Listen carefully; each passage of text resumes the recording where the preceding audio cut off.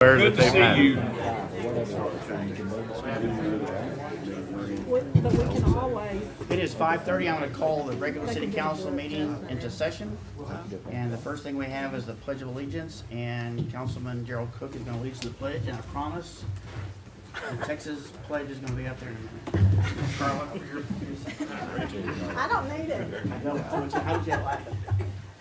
I pledge allegiance to the flag of the United States of America and to the republic for which it stands, one nation under God, indivisible, with liberty and justice for all.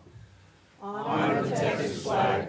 I pledge allegiance to thee, Texas, one state under God, one and indivisible.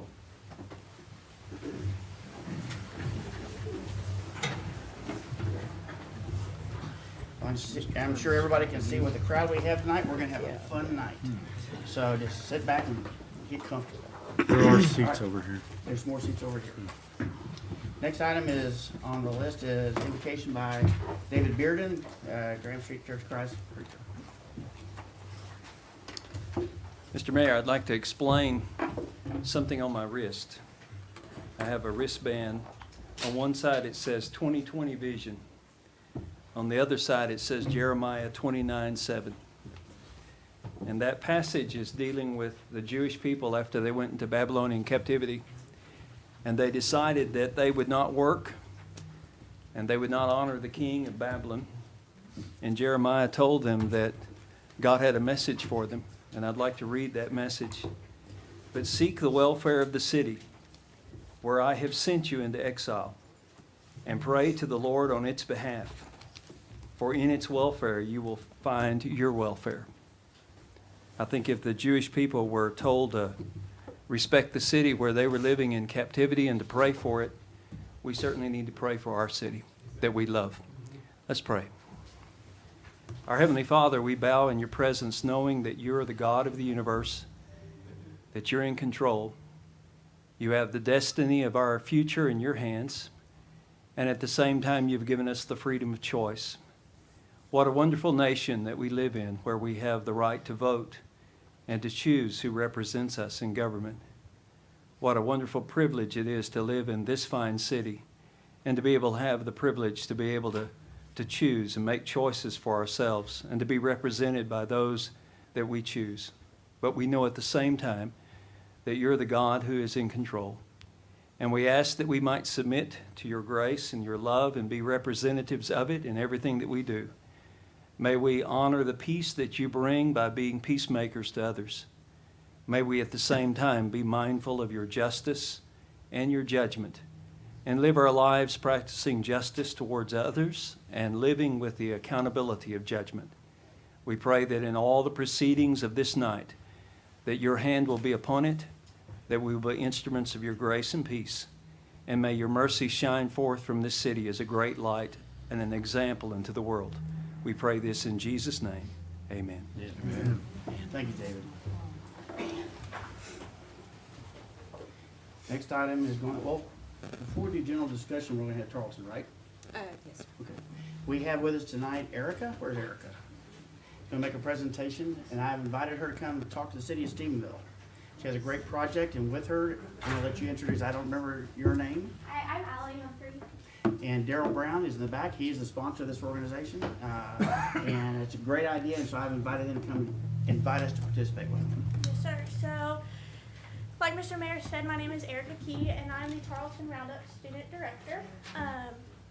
And basically what this event is, it's happened for 22 years in our community, and we go out and we serve the citizens of Stephenville. We can do different job sites like cleaning windows, painting, tons of yard work, and it's just a great way for our students to make connections within the community, because as a student myself, I have felt that disconnect between y'all and us as students. So if we can make those connections and better make those lines of communication and open them up, that would be wonderful. Are the slides up? Yes.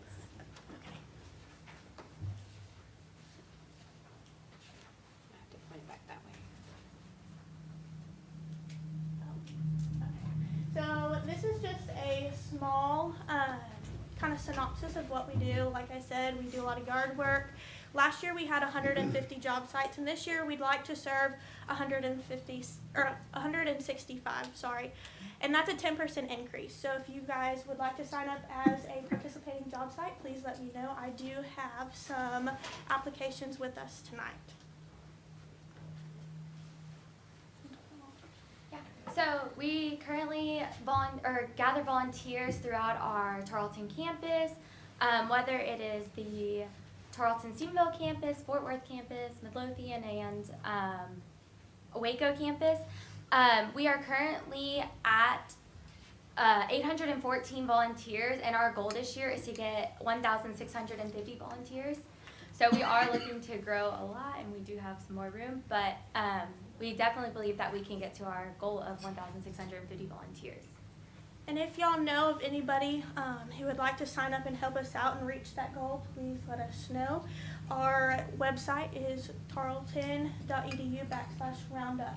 And go ahead and sign up, or my contact information is at the end of the slides, and you can email us and we can get anyone in the community signed up.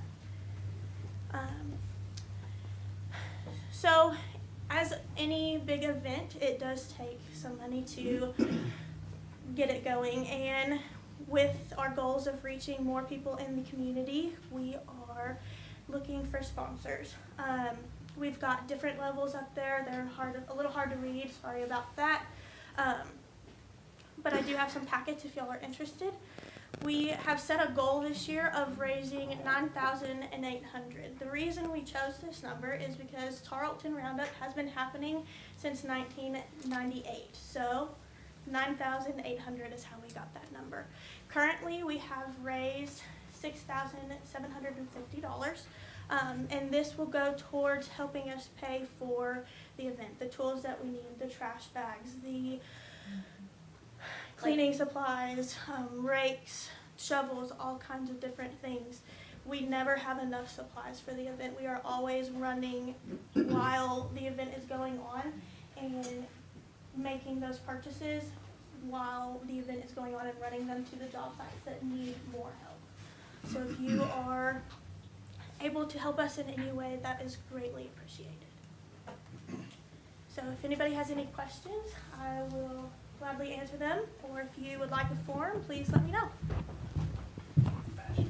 Well, in this room are some folks who have historically helped out events like this. There's a gentleman here sitting on the front row that last Friday night was bidding up everything in the auction, so I'm sure he has some money he can help you with.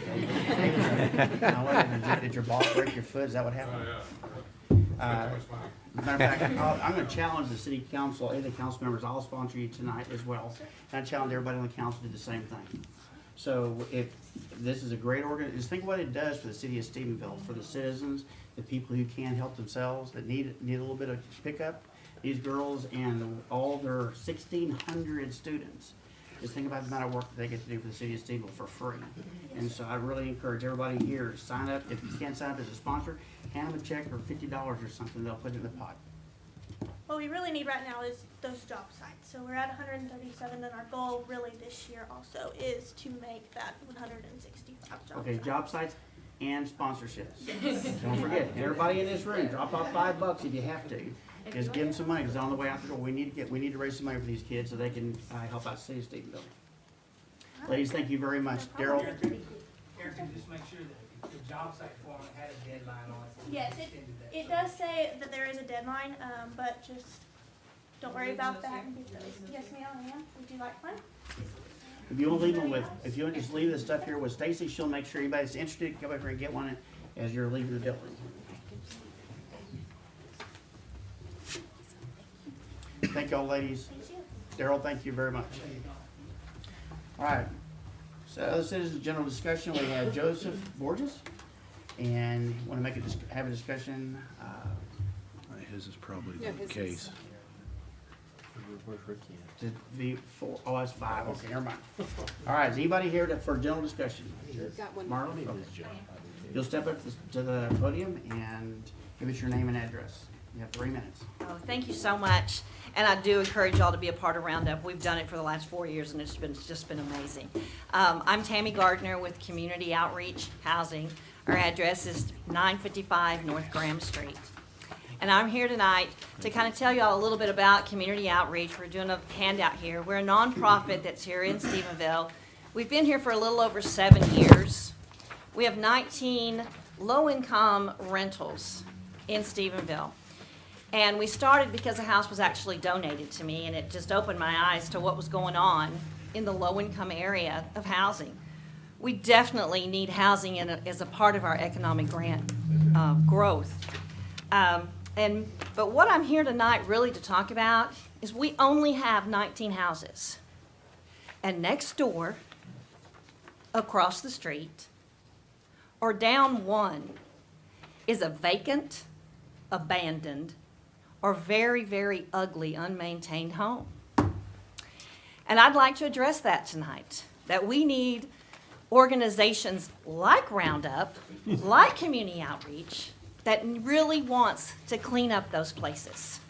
We need to have stronger code enforcement to let these people know that we're serious about these vacant houses that are abandoned and have been left for years and years. There's so many wonderful things that we can do with those houses. Community Outreach is willing to put in our own money to either rehab those houses, tear those houses down, and rebuild a new, beautiful house for a first-time home buyer or for somebody that needs a house. So I'm really asking tonight if the city of Stephenville will hold hands with us and try to make that happen.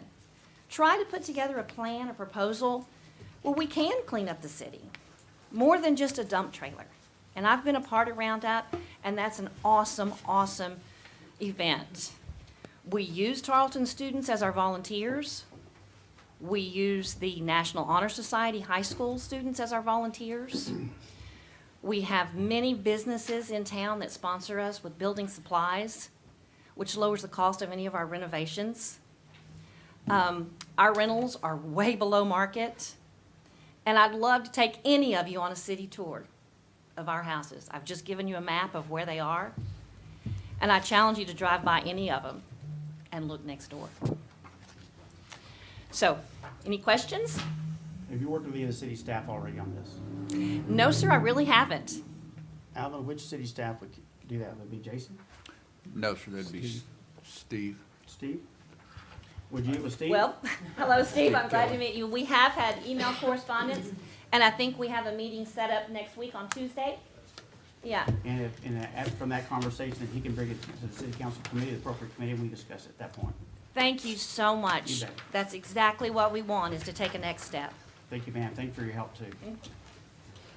Any other general discussion? Here now, we'll go to the next stuff. You're on the next one. She wants to speak about this. She was The just, next item. okay, all right. Next item is item number 2. Consider matters incidental and related to the issuance of and sale of city bonds.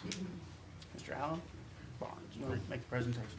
Mr. Mayor, members of the council, we have Dan Culver, our bond counsel, and Eric Maha, our financial advisor, and I'm not sure who's going to start Eric's going to start the presentation.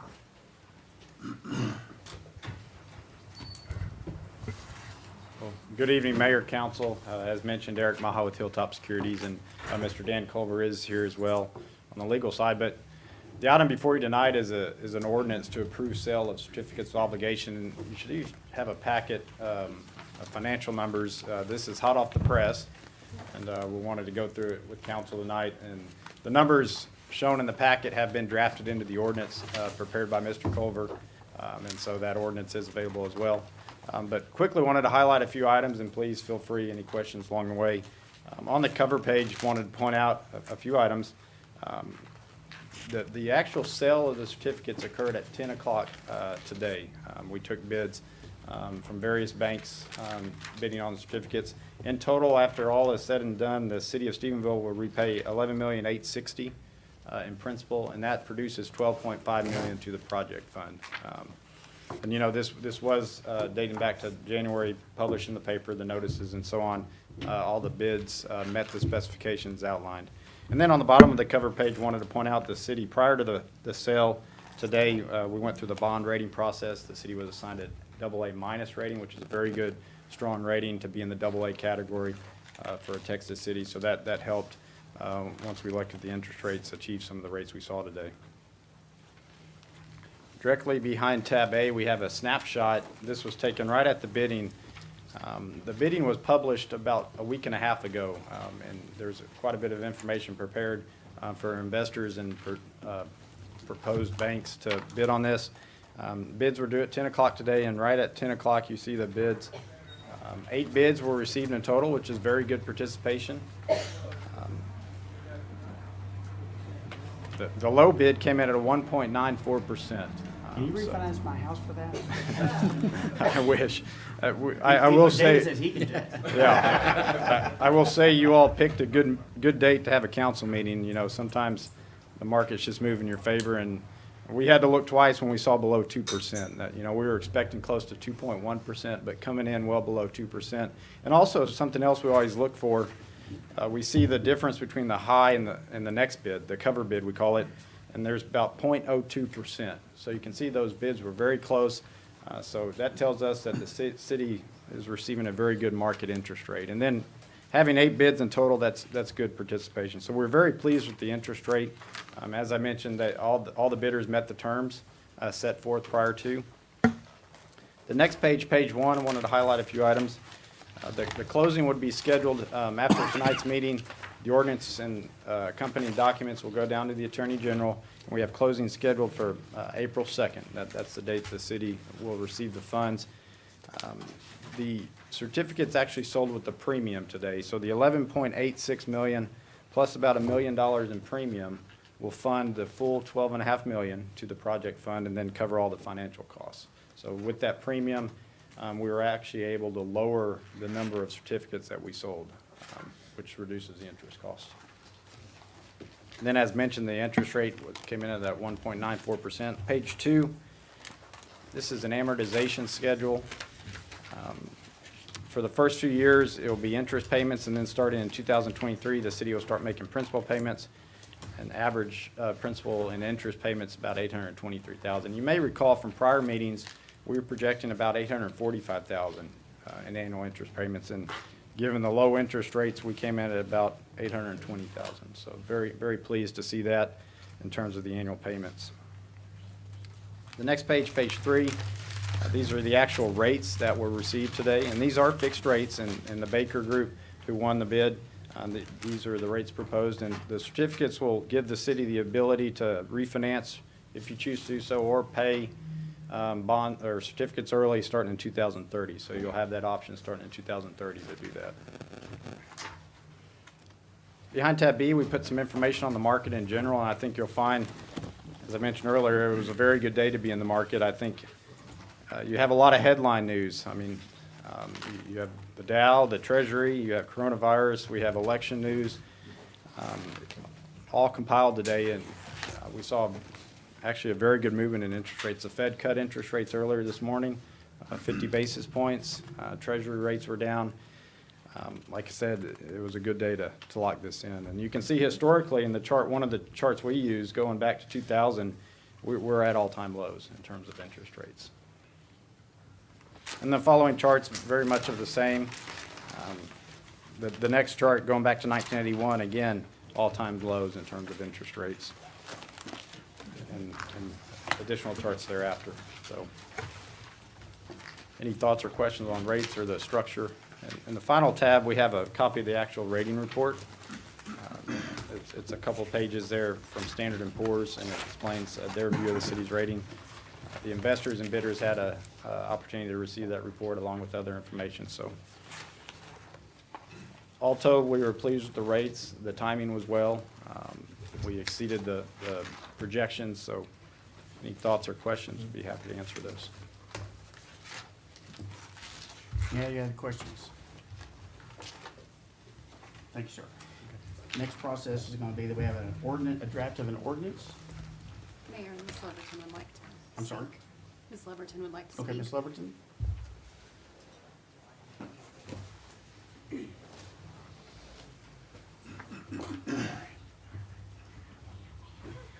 Thank you, City Council. I know you all. I'm Kim Pack Wilson. Really, I am, I put this as the agenda item because I live on Harbin Drive now. And so I want to first commend you with this, this bond and this commitment to, I don't even know if I want to call redo Harbin Drive. Make it where we can drive on it really well. So I do want to commend the city for issuing these, and it sounds like the time was exactly right, which is a really nice thing for our city, and especially thinking about how we're spending money.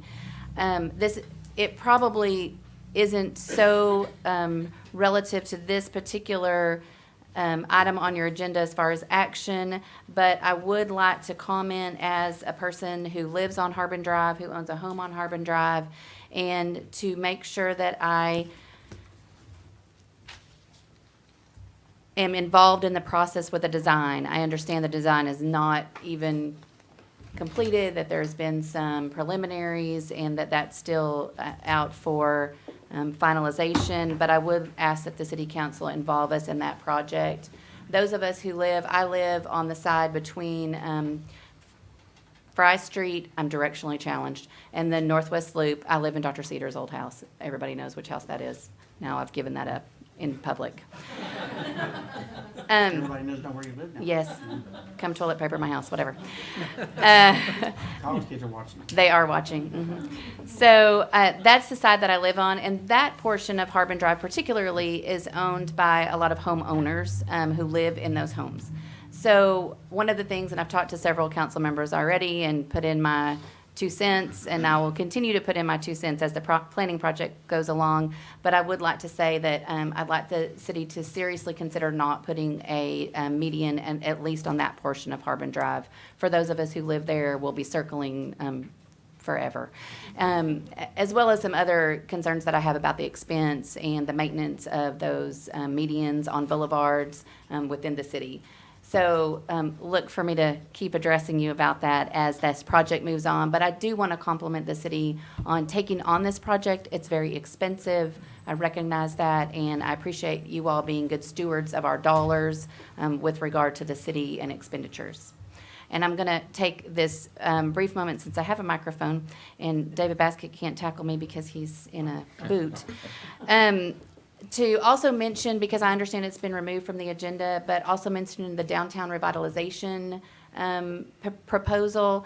And as a downtown building owner, and also I'm here with several members of the downtown community, and I would like to say, and we do want to be sure that we go on record to say that we do support a downtown revitalization plan, and that we would like the city council to continue to consider a plan and to enter into an agreement with the most appropriate person, whoever that is. And I don't know anything about the people that were on the agenda particularly, although I do understand they've got beautiful revitalization projects in Hutto and Roanoke.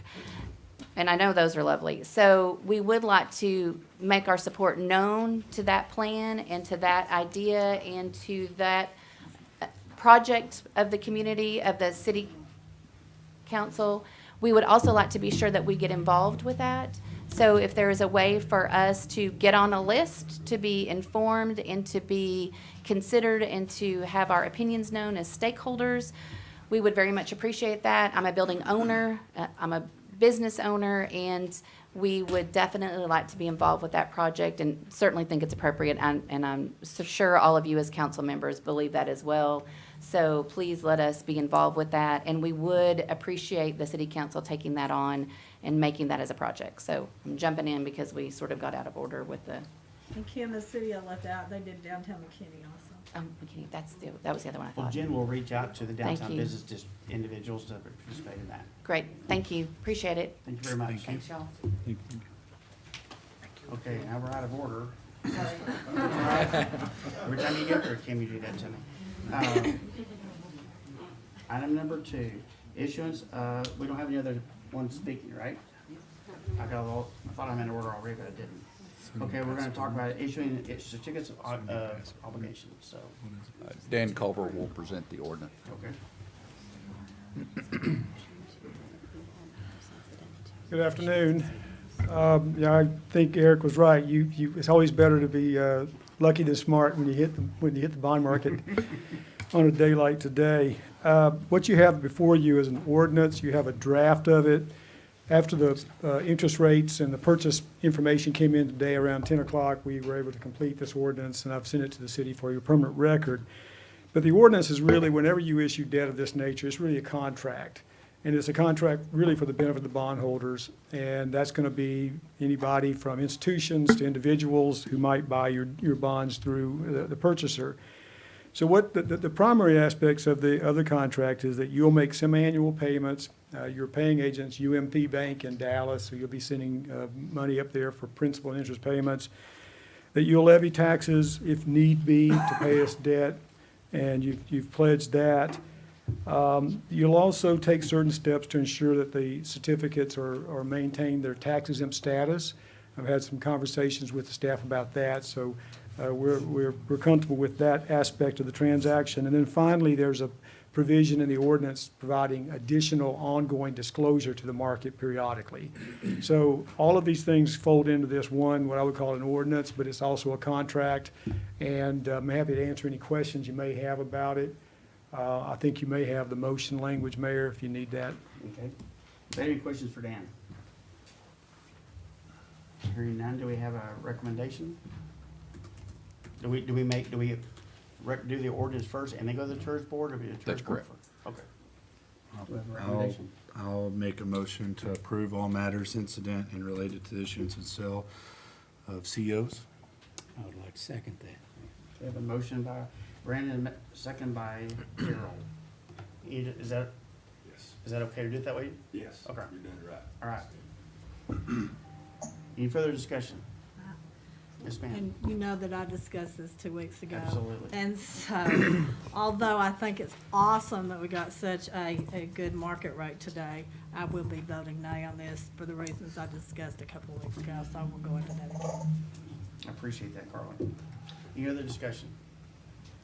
Here now, we'll proceed to vote. We're gonna have a process here in a minute. It's gonna be kind of odd for the city council, for the people out in the audience here. But all in favor, say aye. Aye. Same sign opposed. Nay.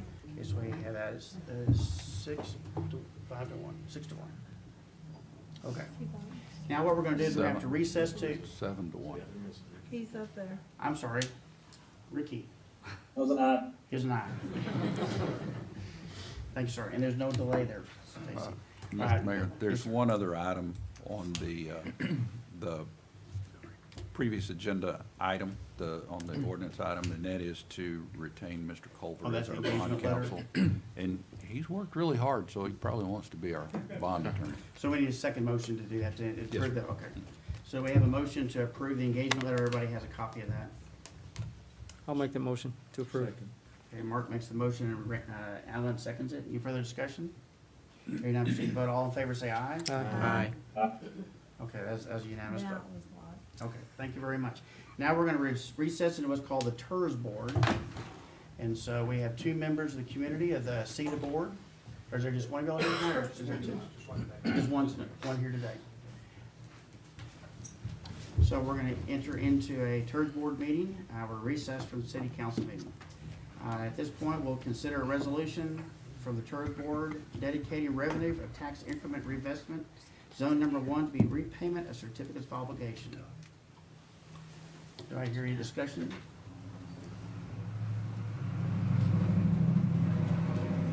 No discussion, I have a motion? Mr. Mayor, I Now, move. hold on a second. Would you like to, we set this up ahead of time. We did. I rarely get a chance to talk on the board, so now I will make a motion that He we said he approve the can't- resolution dedicating the revenue and tax increment reinvestment zone to number 1, with repayment of certificate of obligation. Second. I have a motion, a second. Any further discussion? I have a question, and I think that the ordinance, the resolution, I beg your pardon, has been revised to address that. That is Does this- correct. It does address the fact that we're dealing with TERS 1A and 1B. Yes, sir. And for the board's edification, earlier today, the heading of the resolution and the body of the resolution only addressed TERS board, or TERS number 1. And we felt it necessary to specifically say TERS 1, 1B, I'm sorry, 1A and 1B. And we did that simply because if we decide to expand the TERS or TIF to another part of town, say downtown or out on the South Loop somewhere, that would be 1C. And what I was afraid is if it were just simply TERS 1, that all of the funds from that TERS, because TERS TIFs are first in, first out. And so that's the reason for that clarification. Any other discussion, questions? Proceed to vote. All in favor, say aye. Aye. Same sign opposed. Motion passes. Thank you very much. That's the end of our TERS board. Thank you very much, Mr. Gifford, for being here tonight. That's the second time we've done that tonight. Okay, item number 5 is related to it, and we're going to stand recess after item 5 for 2 minutes. Consider acceptance of an easement agreement granted by. Item 4 Item first. The 4? council has to pass a Oh, resolution. okay, we're back in session now. That's right. We're back in session. Now we have a motion to, do I hear a motion to consider approval of resolution dedicated revenue tax increment reinvestment zone 1 to payment of scheduled obligation? So moved. Have a motion Second. from Mark and a second by Gerald. Any further discussion? Proceed to vote. All in favor, say aye. Aye. Same sign opposed. Motion. Ricky. Aye. All right, I want to hear you up there. Passes. Thank you very much. Item number 5, is it related to the same project? Consider acceptance of an easement agreement granted by STX Washington Partners LLC. Who wants to make that presentation? I will. Mr. Mayor, members of the council, excuse me. This easement is a parking easement for the property mentioned above. Mr. Culver kind of beat up staff over this for the last week or 10 days. He is satisfied that it does meet all of the qualifications and requirements for the COs that were previously approved to be tax exempt, and staff respectfully recommends its approval. Any discussion? Is there a motion? Well, Mr. Mayor, I move that we approve the easement agreement as presented. Second. Mark makes the motion, Brandon seconds it. Further discussion? All in favor, say aye. Aye. Same sign opposed. I saw your mouth, I didn't hear you. There you go, all right. Motion passes. At this point, we're gonna go into recess for about 5 minutes. There's some paperwork that needs to be signed, because it needs to be filed tonight with the Secretary of State, right? Attorney General. Attorney General's office, that's worse. Okay, we're gonna stay in recess for about 5 minutes. Okay. Stacy, we're gonna do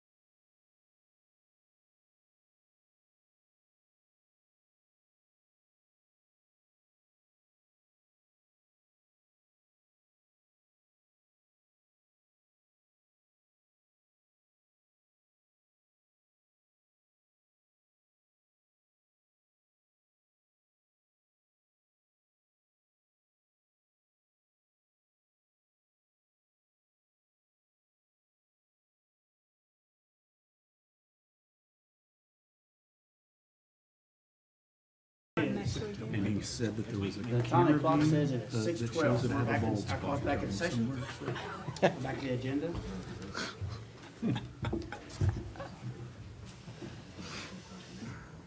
Item number 7, consider acceptance certification of unopposed candidates and approval. Stacy, are you gonna handle that? Yes, sir. Filing for a place on the ballot ended on February 14th, and we had no opposed candidates. And so what you have here is a certification from me that there were no opposed candidates, and then also an order canceling the general election that does not affect the special election for the venue tax. That's just canceling the council member election. Okay. Any questions? Do we have a motion on this one? Yes, I need y'all to accept that, Or? please. Okay. We have a motion? Do I have a motion? Mayor, I move that we cancel the election. There you go. I'll second that. Alan makes the motion. Carla seconds it. Further discussion? All in favor, say aye. Aye. Aye. Who said no? You said no? No, he said aye. Aye. Oh, okay, I'm sorry. Is it unanimous vote? Thank you very much. Okay, I forgot to mention, we've pulled item number 6. The council will consider that an off-site meeting and come in about 2 weeks. Okay, now we're gonna go to committees. Planning and Zoning Commission, Mr. Keller.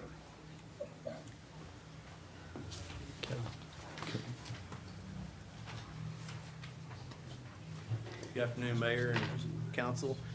My name's Steve Killen. I'm with the Development Services Committee, or Development Services Department. And we have 4 cases for your review tonight. Case number RZ 2020-001. Applicant Joseph Borges is requesting the rezone of the property located at 150 Herbert, being Lot 3, Block 35 of the Fry Addition, to the City of Stephenville, Erath County, Texas, from industrial to single-family residential district. The future land use is currently designated as commercial. And on February 19th, 2020, the Planning and Zoning Commission met and recommended approval of the request to rezone from industrial R1 by vote of 5-2.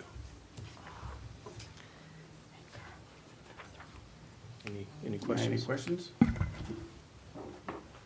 Yes, sir.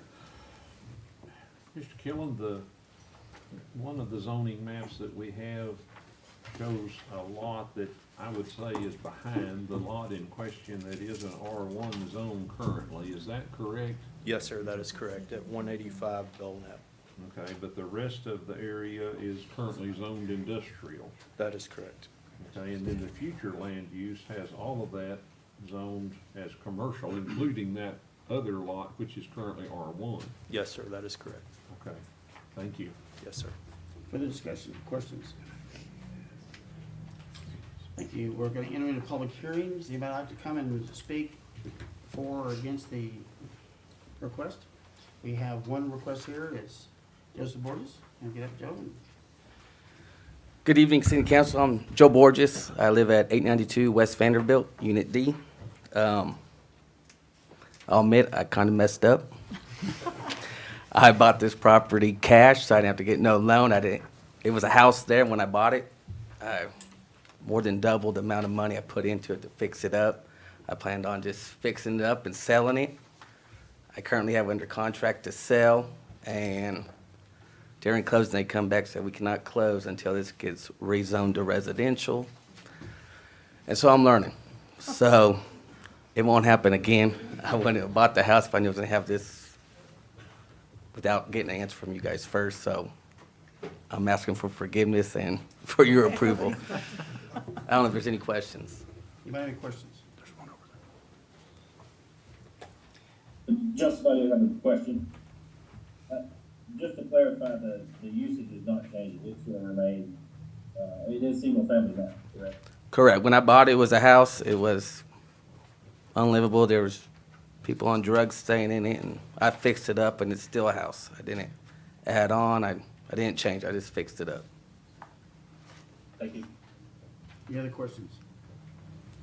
Thank you, sir. I will testify. He does a good job. Well, thank I'm you. on a big house next to my house. You did a good job there. Thank you. Anybody else would like to come speak on or against the, in a public hearing? Hearing none, we're gonna close the public hearing then. You go to item number 2. Consider a motion. Are you ready for the motion? Yes, ma'am. I'll make the motion that in case number RZ 2020001, is that correct? That we rezone it from industrial to R1? Harold makes a motion. Anybody second it? Second. Brandon seconds it. Further discussion? Mayor, Go ahead. I have a question. Sorry, Mark, Go ahead. No, you, sir. I have a question probably for staff.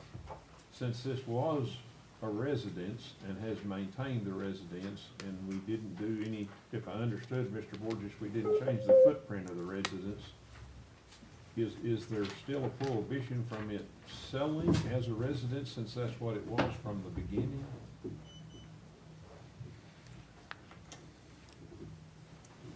I'm not sure. I hadn't thought about it. Maybe we should have, but I hadn't. I would suggest that the people's lender was uncomfortable with it being zoned industrial. I don't know, we have a lender on the front row that might be able It's to address it. regulation, it has to be zoned residential for it to go in the secondary market. Fannie Freddie or the government. For those online, that was David Basket. I guess you're the lender. I guess. Okay. Okay, but it's not one of our regulations, but it is a regulation of the lending institution that it be zoned residential That's correct. before they'll, put forth funds on it then. That's correct, and that's gonna be with any secondary market type, loan. If a bank was keeping it in-house, and it wouldn't be that big of an issue. But the secondary market requires that if it's destroyed, if it's destroyed or fire or anything, and it has to be rebuilt more than 30% of it, then it has to be able to be rebuilt residential. And this would not be able to be rebuilt residential since it's zoned industrial. That part is correct, but the other part I could not understand, but it's a lending requirement rather than part of our regulations. That was, I guess that was my question, was I didn't realize that we had a stipulation in our zoning that would require that, but that makes a lot more sense understanding that. Thank you. Any other questions? So I just had one thing, and I appreciate what you've done with the house. It looks really good. I'm just gonna say to you, I'm gonna vote no on this request out of a sense of consistency. This is what I've done in the past. To me, it doesn't comply with either the future land use map or the current map. And just for keeping my own sanity about it, I'm gonna vote no, but I do appreciate what you've done here. Other questions? Do we have a motion and a second? Proceed to vote. All in favor, say aye. Aye. Aye. Opposed, same sign. No. Guess we'll roll count. I'm unsure what that is. Place 1, No. place 2, Aye. place 3, Aye. place 4, Aye.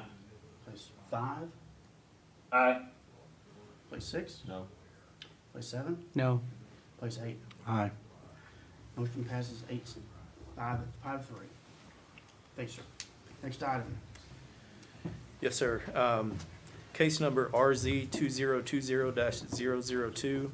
Applicant Ron Gailey is requesting the rezone of the property located at 2241 Tarleton, parcel R30330, Lot 2, Block 3 of the Cayley subdivision to the city of Stephenville, Erath County, Texas, from single-family residential R1 to multifamily residential R3.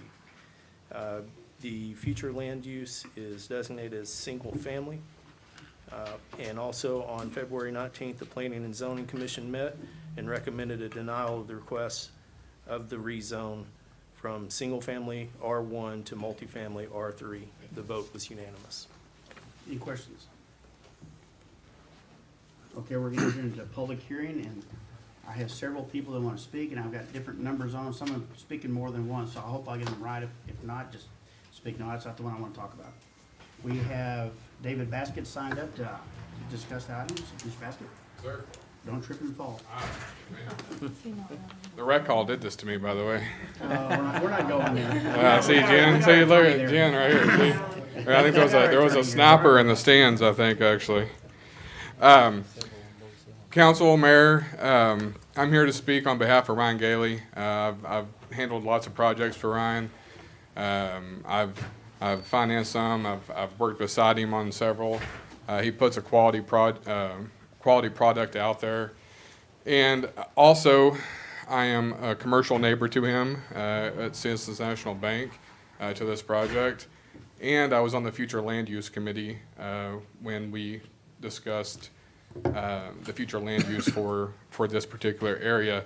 And I've gone back and spoke to a couple other people that were on that committee with me, and we all believe that it was an oversight, that this really should have been zoned multifamily, R3, simply for the fact that that's what's around there and that's really what makes sense there. There is a 2-acre tract just west of what Mr. Gailey purchased that is already going forward with a project for multifamily as well.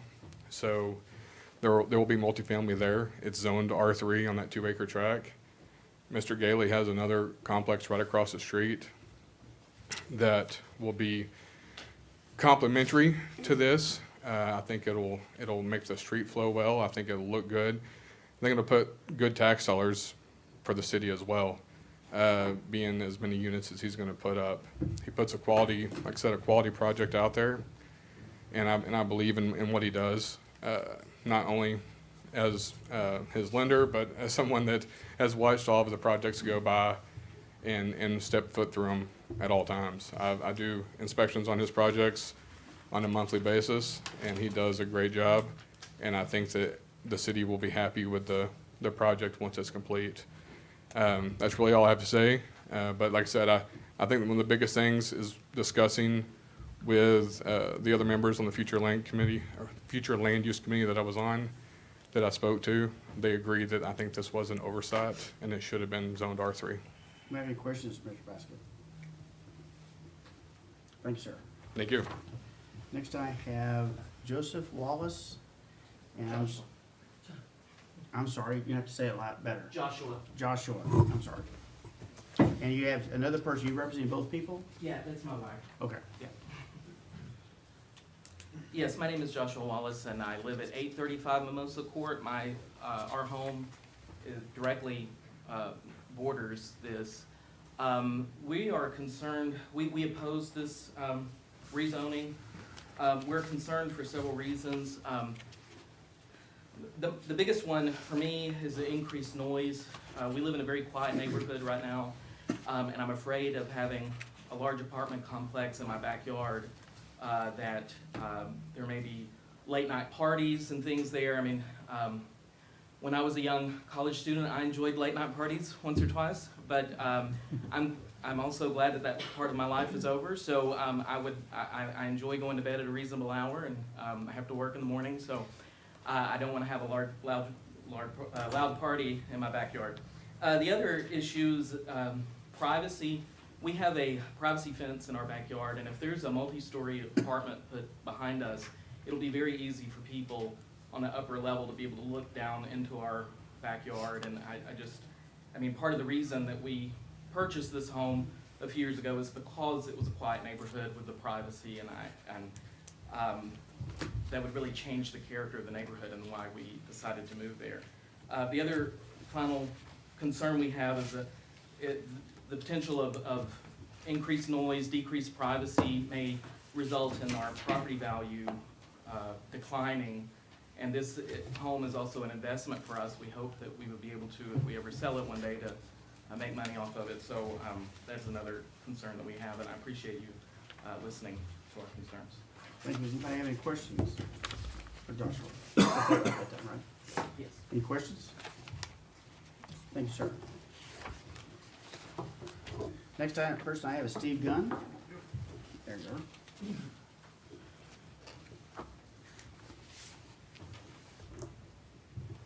Thank you, Council. Steve Gunn, I'm at 125 Linda Lane. And I've had 2 acres there that borders this project that is up for rezoning. And I've got about 300 feet that borders this. This project is going to be, there's 19 single home residents around this. Now where the land use came up with, this should have been R3 years ago.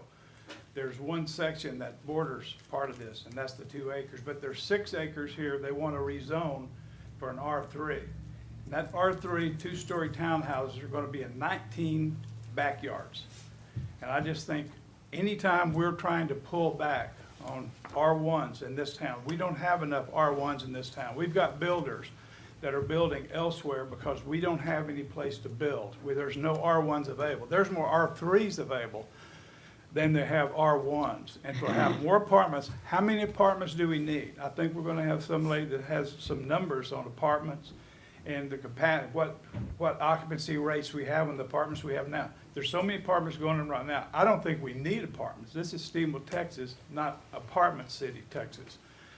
For those reasons, I'm against it. I'm against it because I don't mind that being developed. We thought Amber Homes at the time may come through there and develop those for single-family homes. I've talked to Amber Homes.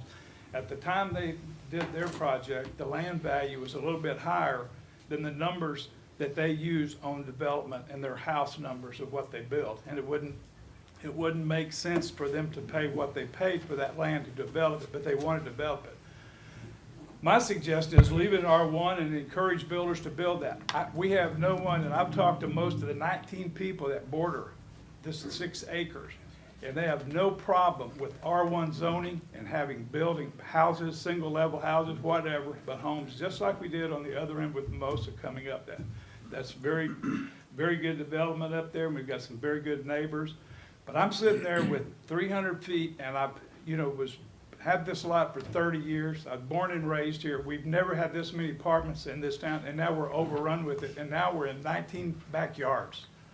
So I would suggest that we had a unanimous decision by the P&Z, and we had everything, all questions answered, and they agreed with us. So I appreciate being good stewards, and do not vote to rezone anymore and don't take any R1s away from the city, period, but not this much 6 acres in 19 backyards. Thank you. You might have a question for Steve. Yeah. Thank you, sir. Oh. We have Charlene Atkinson. My name's Charlene Atkinson. I live at 580 Charlotte. I've lived there for 21 years. It's a nice, peaceful place to live. You can see beautiful sunsets and not look in the back of an apartment. If they build those apartments there, they are going to be in my backyard at 580 Charlotte. Also, Charlotte Street drains into those lots. And when it rains a lot, it looks like a lake back there. I don't know where that water will go if they build apartments back there. I think it would ruin our way of life, the ones of us that have backyards that back into that. Noise, and if they build apartments, probably more crime, but the thing I'm more interested in is that I want us to keep our way of life where it is now. I mean, about 3 months ago, I saw a coyote going back there. I don't like coyotes, but I'd rather see a coyote than a back end of an apartment. And I asked you, would you like to have an apartment built in your backyard? Thank you. You might have any questions for Charlene? Thank you, ma'am. Have another one, Marla Bush.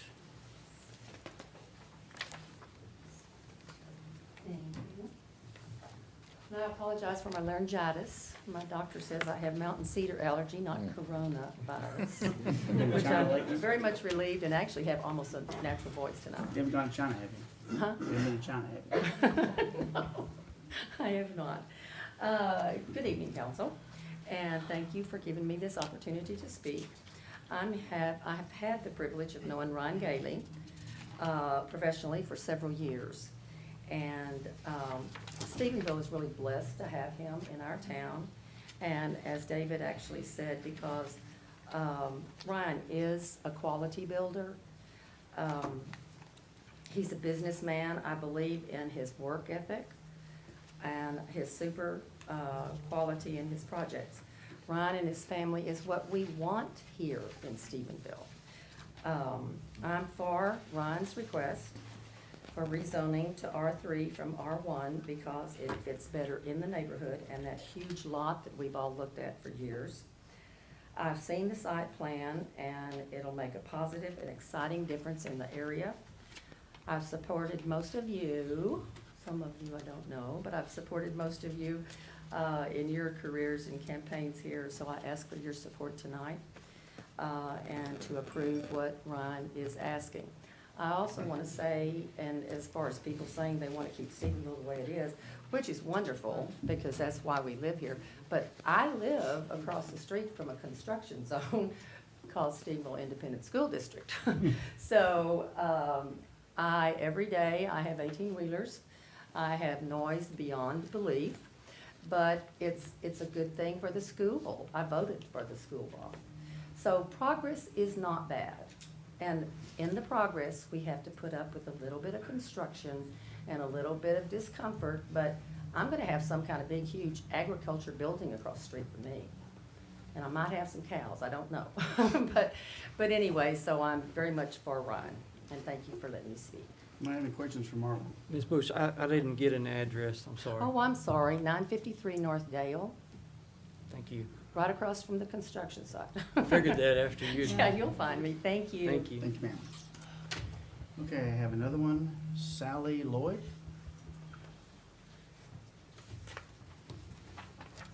I've forgotten his last name, but Sally, sorry. Happens It from time happens. to time, yeah. I've known you forever, so. Yeah. I'm Sally Lloyd. I live at 525, West Mimosa Lane. Also own property at 525 North Charlotte, which is why we were made aware of this request. What I found from doing some research through Tarleton was, and I realize that these townhomes won't just serve Tarleton students, but let's face it, most of the apartments in town are probably maintained or lived in by students. Over the past 5 years, the enrollment in the classes who are eligible to live off campus, juniors, seniors, graduate students, has increased by about 1,000 students.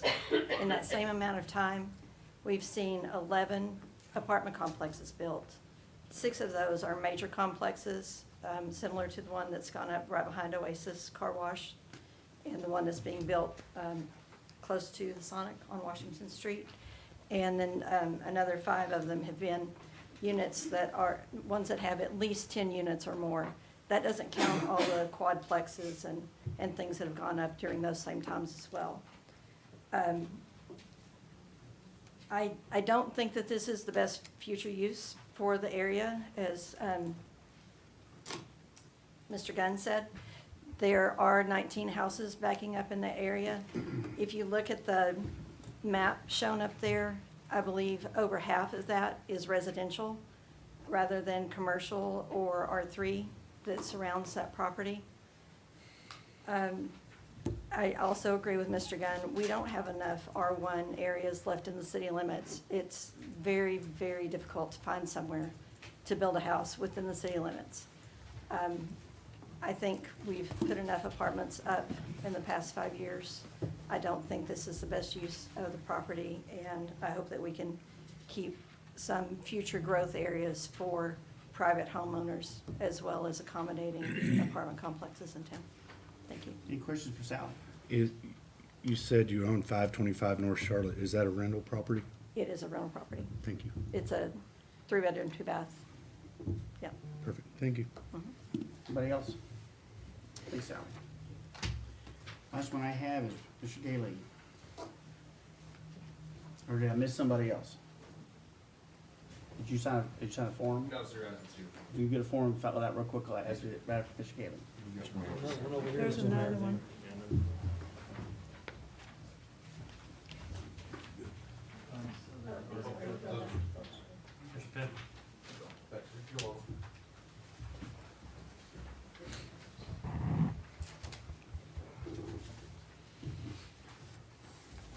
I'm Ryan Gailey, 104 Cantor Lane, Stephenville. I'm used to going first, so I'm not used to going last. It got me all kind Well, of yeah, messed up. there's some more here. after you now, so you're in the middle. Oh, okay. You know, first, I'd like to address, you know, some of the issues that did come up at P and Z and some that have come up tonight about this. You know, I'd sent out some emails and some factual statements on this. Did my research in the neighborhood, done the kind of a soft drainage study in this area. We know where the water is going. We know what we've got to do to slow it down, and then we know where it's going after that. It's actually all the water that's coming down from Charlotte, it's coming onto this property. There's actually a drainage easement through my property. It leaves from there, and it actually heads to the multifamily property just to the west of me. So I'm not going to have building anything on this property. The water is not going to head into any residential area.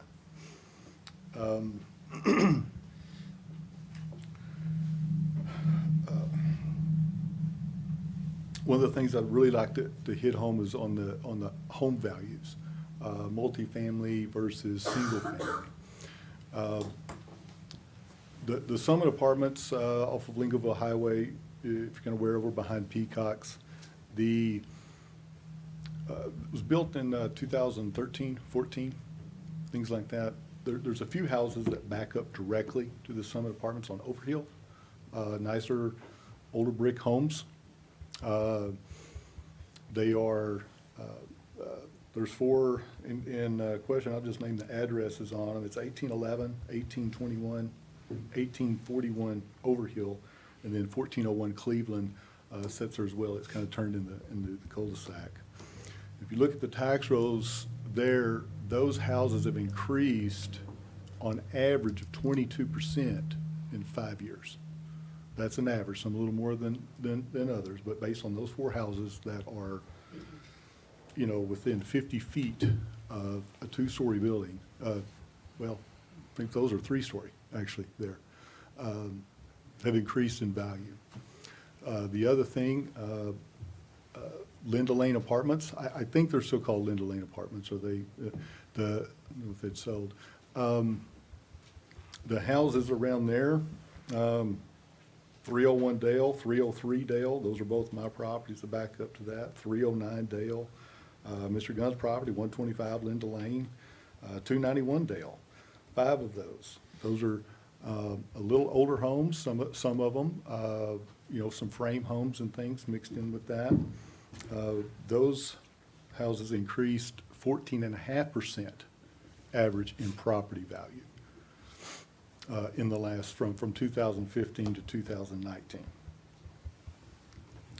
So to build multifamily in this area is not, it's not going to have any effect on the values of these houses. They're going to increase over time regardless, or they're going to decline with the market. It goes by, as you know, sales. I go down and fight my property taxes every year. They see me coming on my units and take them on my reports and everything and go down and do that. And of course, you know, I always say, how close to zero can I get? And, you know, everybody kind of wants that until they go to sell it, and then they, you know, want the highest as they can. The other thing I want to address is like on the future land use.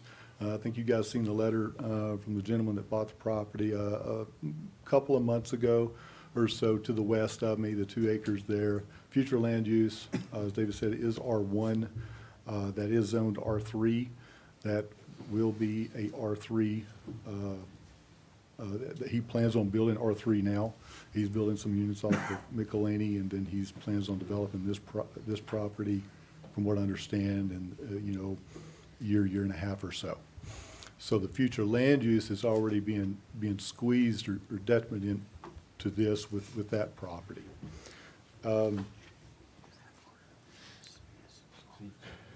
There's also a map that I did of the entire city block there around Tarleton all the way up to Harbin and Dale.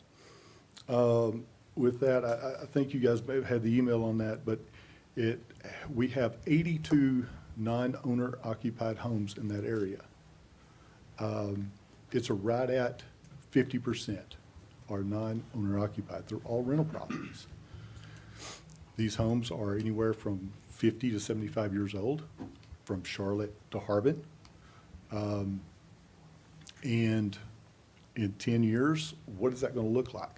If Harbin goes commercial, in, during that time, that neighborhood starts getting squeezed. And, what is going to look better there for the future?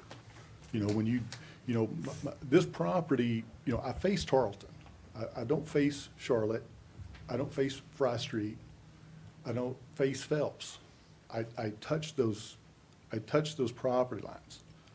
And Tarleton is right now, if you look up and down that street within that, few hundred yards there, that we have on the, gotta get my bearings, on the north side, you're gonna have multifamily, Linda Lane, old multifamily, new multifamily, and then would you put new homes there, brand new homes, and then next to that have older homes?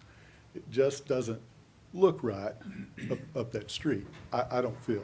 I feel like that having a multifamily area right there is fine. It is a good location. It is walking distance to campus. It's what makes it attractive for multifamily. For me as a developer.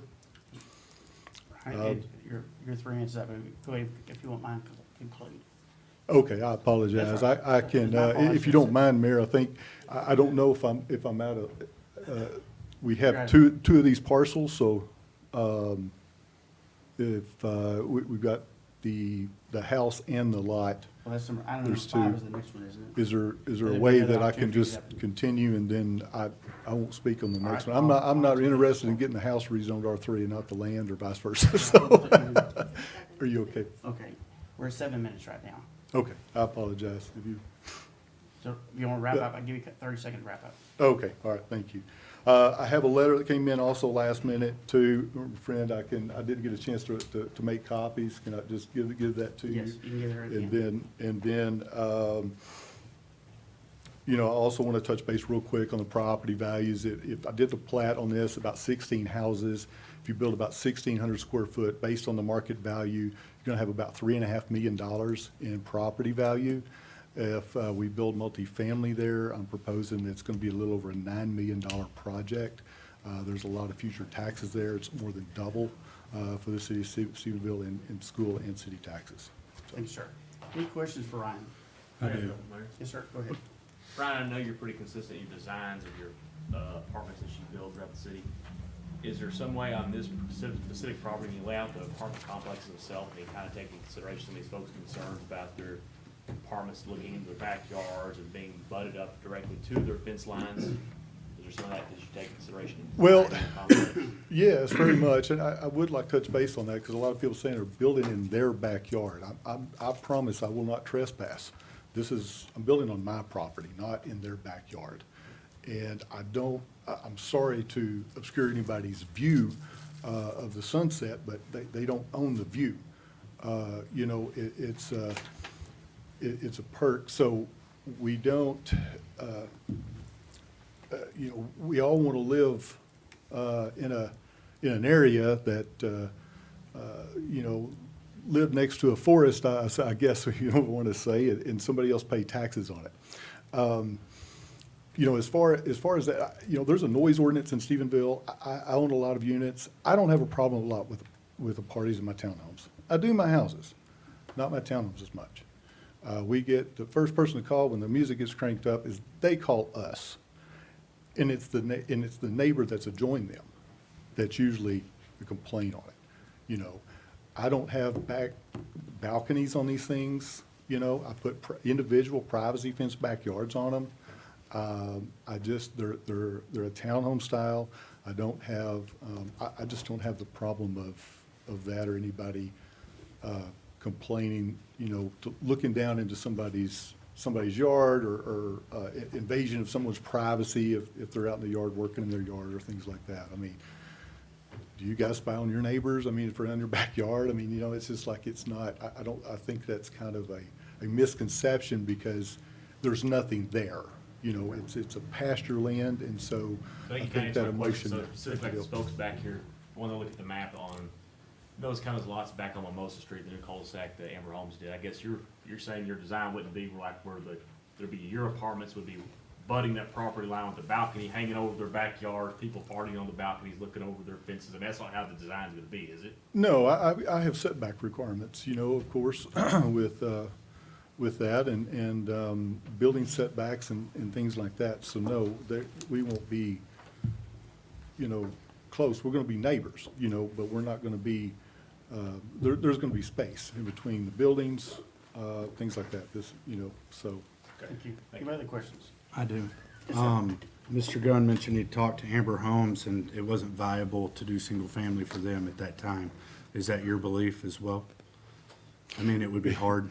It makes it tight. There's no secret here that because of the location of this, and the way that the property's actually laid out, it makes it very difficult to put single family because then you've got to put a wider street in.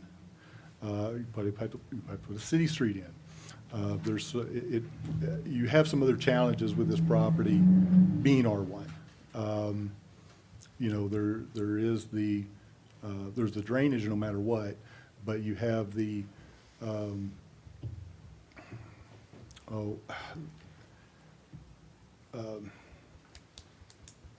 anyway, sorry, lost my train of thought there, but it's. I just wanted to know what your thoughts were. I know that we had some people that are in the real estate business writing and say that same thing, and I've talked to Amber Homes and stuff before, so I just wanted to know if that was a viable option or not.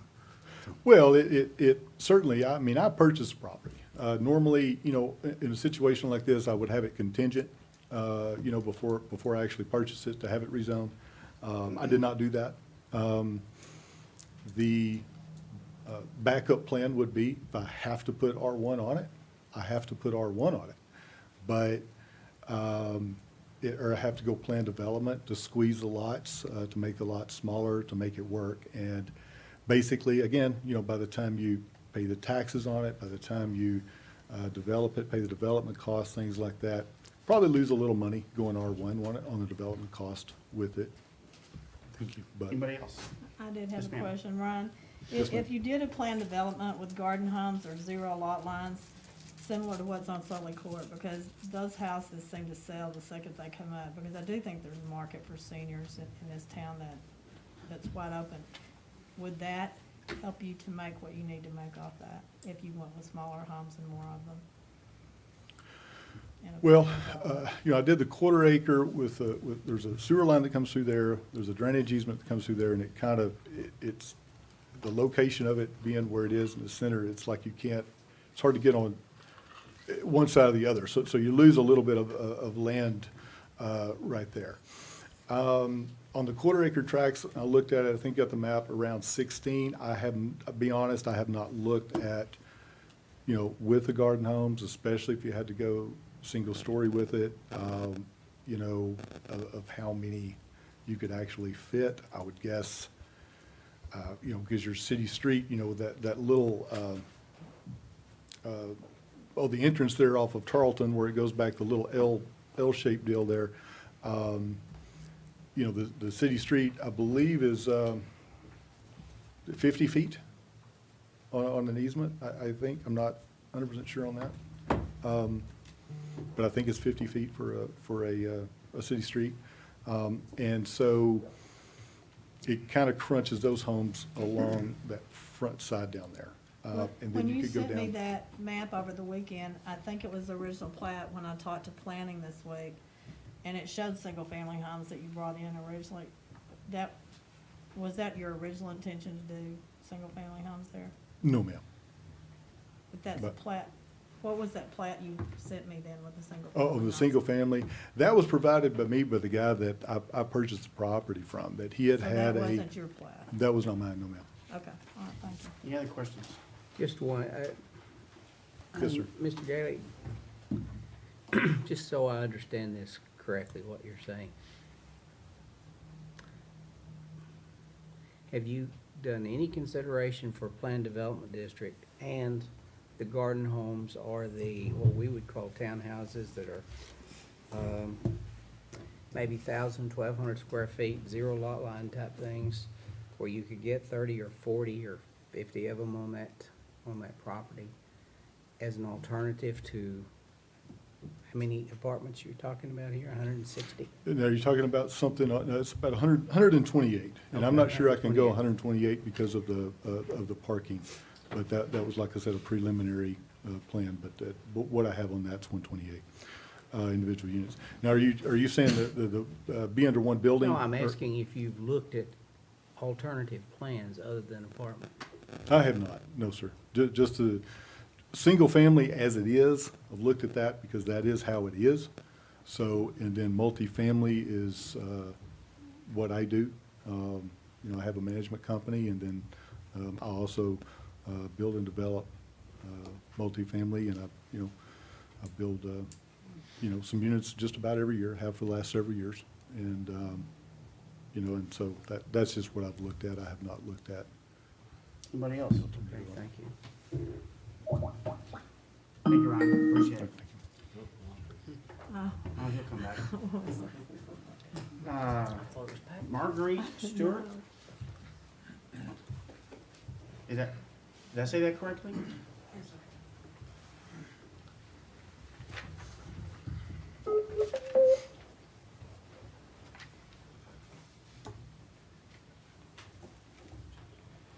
Hi, my name is Marguerite Stewart. I live at 878 Mimosa Court.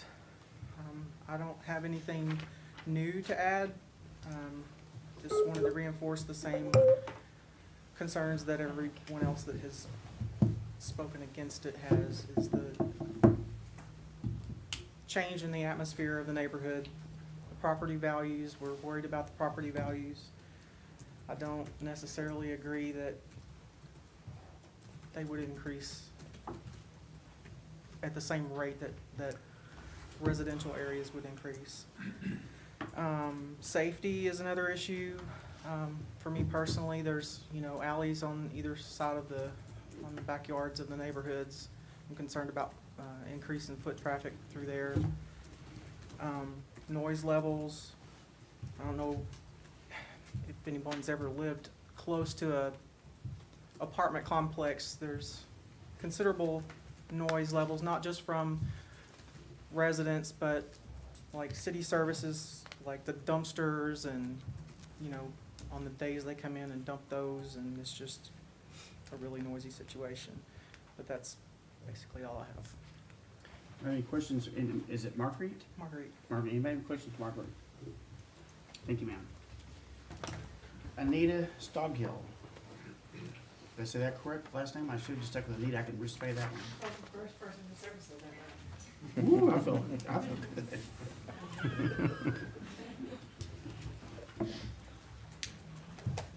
Well, I pretty much have the same thing to say that Can I you give your said. name and your address? Oh, Anita Yes, ma'am. Stotchill, 895 Mimosa Court.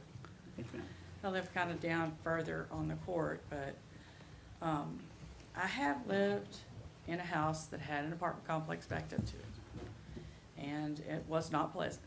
You had people looking at you in the backyard. There was no privacy. And there was noise. There was the windows open. Trash being thrown into the backyard from the apartments. Just kids throwing bottles, things like that into the yard. So I know that that's a possibility. I also own a townhouse that backs up to a neighborhood. And college kids rent that. It's not pleasant for the neighbors. The kids are out on the roof, they're drunk, they're throwing things out the windows into the backyards, and that's a problem. So I know that this can be a problem. And if you had the apartments situated in such a way that the end of the building was facing the yard, it might not be as bad if there was no windows. But I really feel like it's gonna run down the property value of the people that are backed up to that. And in addition to that, being a realtor myself, if you have an area, like if you have some houses and the value is run down on those houses, when a realtor does a search on an area, and they spread that out over a quarter mile of that house, and they do the averages, it runs down the value of the rest of the houses. Like, you can't sell for as high amount of money as you could if there wasn't that problem right there. That's my theory on it. That's my thought process on it. In addition to that, there is a lot of foot traffic on Fry Street already. And if you add another 120 apartments right there against that neighborhood, you're gonna have that much more foot traffic. You're gonna have a lot of people walking to school, and they don't just walk to school. They walk back and forth among the apartments into other apartment complexes, you know, to visit. And there's just all these people out at night. I'm up a lot at night, and I see all that foot traffic, and it's going to increase. And I don't think that's gonna be very pleasant for the rest of us, because there's a lot of stuff goes on at night around there that, you know, there's a lot of, just a lot of activity. And I don't think that's gonna help any. That's pretty much all I have. Any questions for Anita? Thank you, ma'am. Have one more, Monty Stone. So give us your name and say your name and your address. Thank you, Mr. Mayor. Monty Stone. I live on 851 Mimosa Court in that cul-de-sac there. I can see HEB from my front yard. The field just there, there's trash in it now. There's gonna be trash in it whether you build there, whether you don't build there. The north wind blows trash down the street. The north wind blows trash, or the south wind blows it back up the street. That's not a concern, really. You know, for my neighbors whose properties back up directly to it, I can see their concerns. You know, but if someone develops it and decides to put a 3-story home there, what are you gonna do about that? It's gonna be taller than the house that's already there. I mean, so really, you know, I'm for Ryan, I'm for the development. I'm all about improving Stephenville. He pays a lot of taxes. That's more money for, you know, the district and for everything else. You know, I'm a little disheartened. I was approached, or not approached, I was involved in a conversation with a city council member last night on my street that was, I feel, trying to influence a public hearing, going around knocking doors, telling people to show up and telling people all the negative things about this proposal and tell the things about it's going to decrease your property value and it's going to do this and it's going to do this. And I don't feel like that's something that should be, city council members shouldn't be doing that, shouldn't be knocking doors. Now, if I call one of you guys, I understand. I mean, that's one thing. If you call me on the phone personally, but knocking doors, and in the process, this person almost ran over my 9-year-old daughter. It's a cul-de-sac, 20 miles an hour coming to a stop, screeching halt, scraping the bottom of her car in the driveway. I'm glad I had a chance to sleep on it because it would have been ugly. But it really, yeah, I don't know. I'm all for Ryan, but yeah.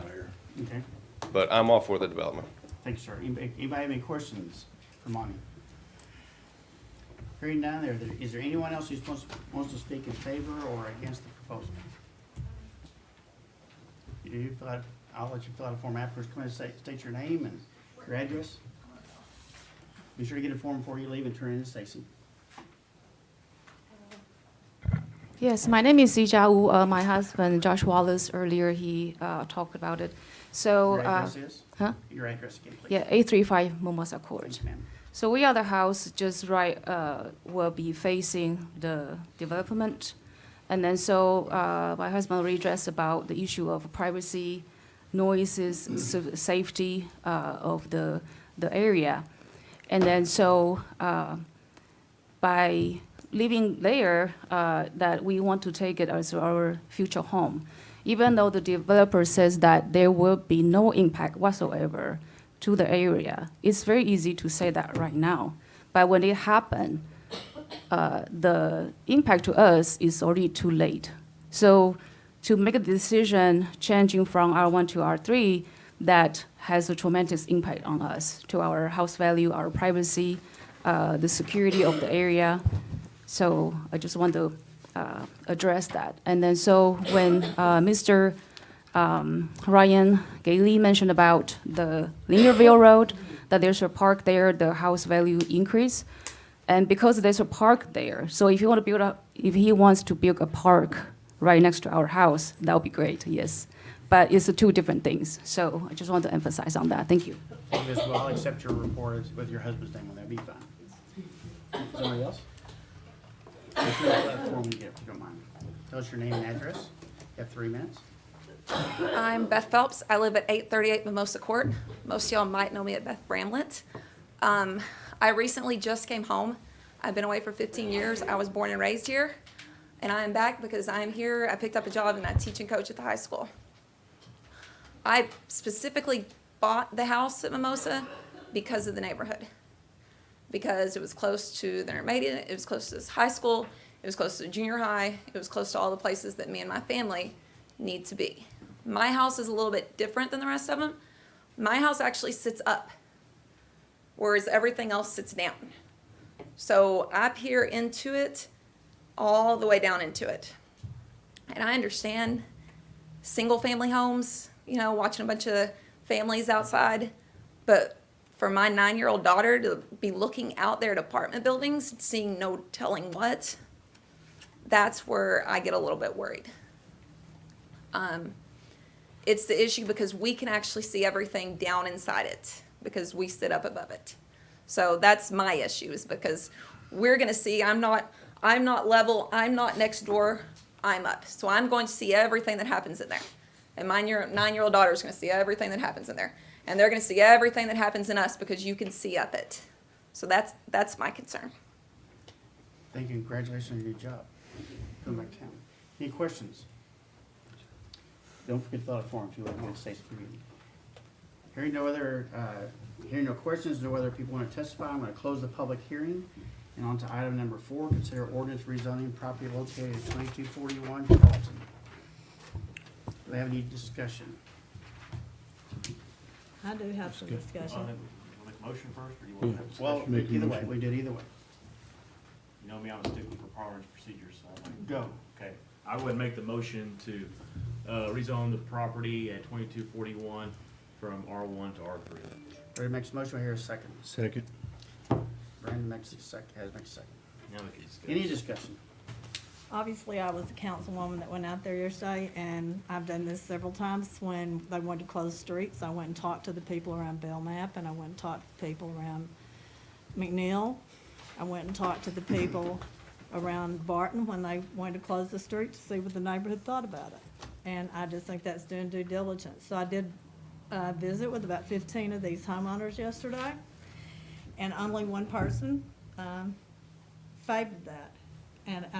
And we had 6 people last time. We had considerably more tonight. We have 3 letters opposing this, and nobody favored it except for one person in the neighborhood. And I think you have to consider what the neighborhood wants.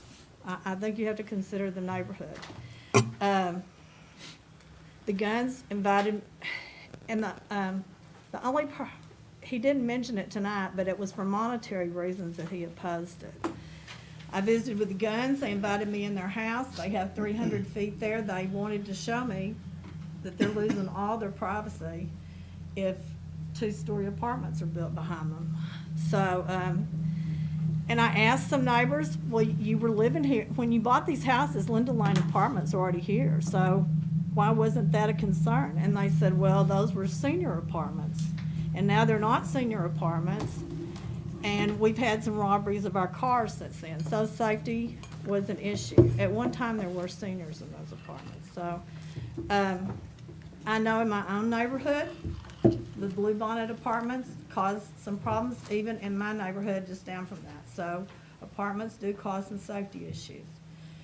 2 residents told me they were opposed to the rezone, but they weren't going to come to the meeting tonight because they don't think the council ever listens to citizens, and they don't think the council cares. And I was disappointed because I don't think that's true. I didn't attend the P&Z meeting on this, but I did watch the video last night. A frequent argument from those who spoke was that their property values would decrease. That's what we've heard from all of you, your property values would decrease. I don't know if that's technically true, but I know if all things are equal and a buyer's looking at 2 houses and everything's equal, he's gonna say, but that one's got an apartment complex next to it, so I'm gonna buy this other one. So technically, maybe your property values don't decrease, But a buyer is gonna go with the one not beside the apartments, and we all know that's true. So it affects resale. One of the comments made by a person on Mimosa on the cul-de-sac was that she believed that the drainage ditch would be constantly used by people from the apartment, because right next to your house was the drainage ditch. And I know Brandon and I have a drainage ditch by our house, and it is constantly used to go from one neighbor to the other. So that is very true. Luckily, Brandon and I don't have apartments behind our houses, and so we don't see the increase y'all will see.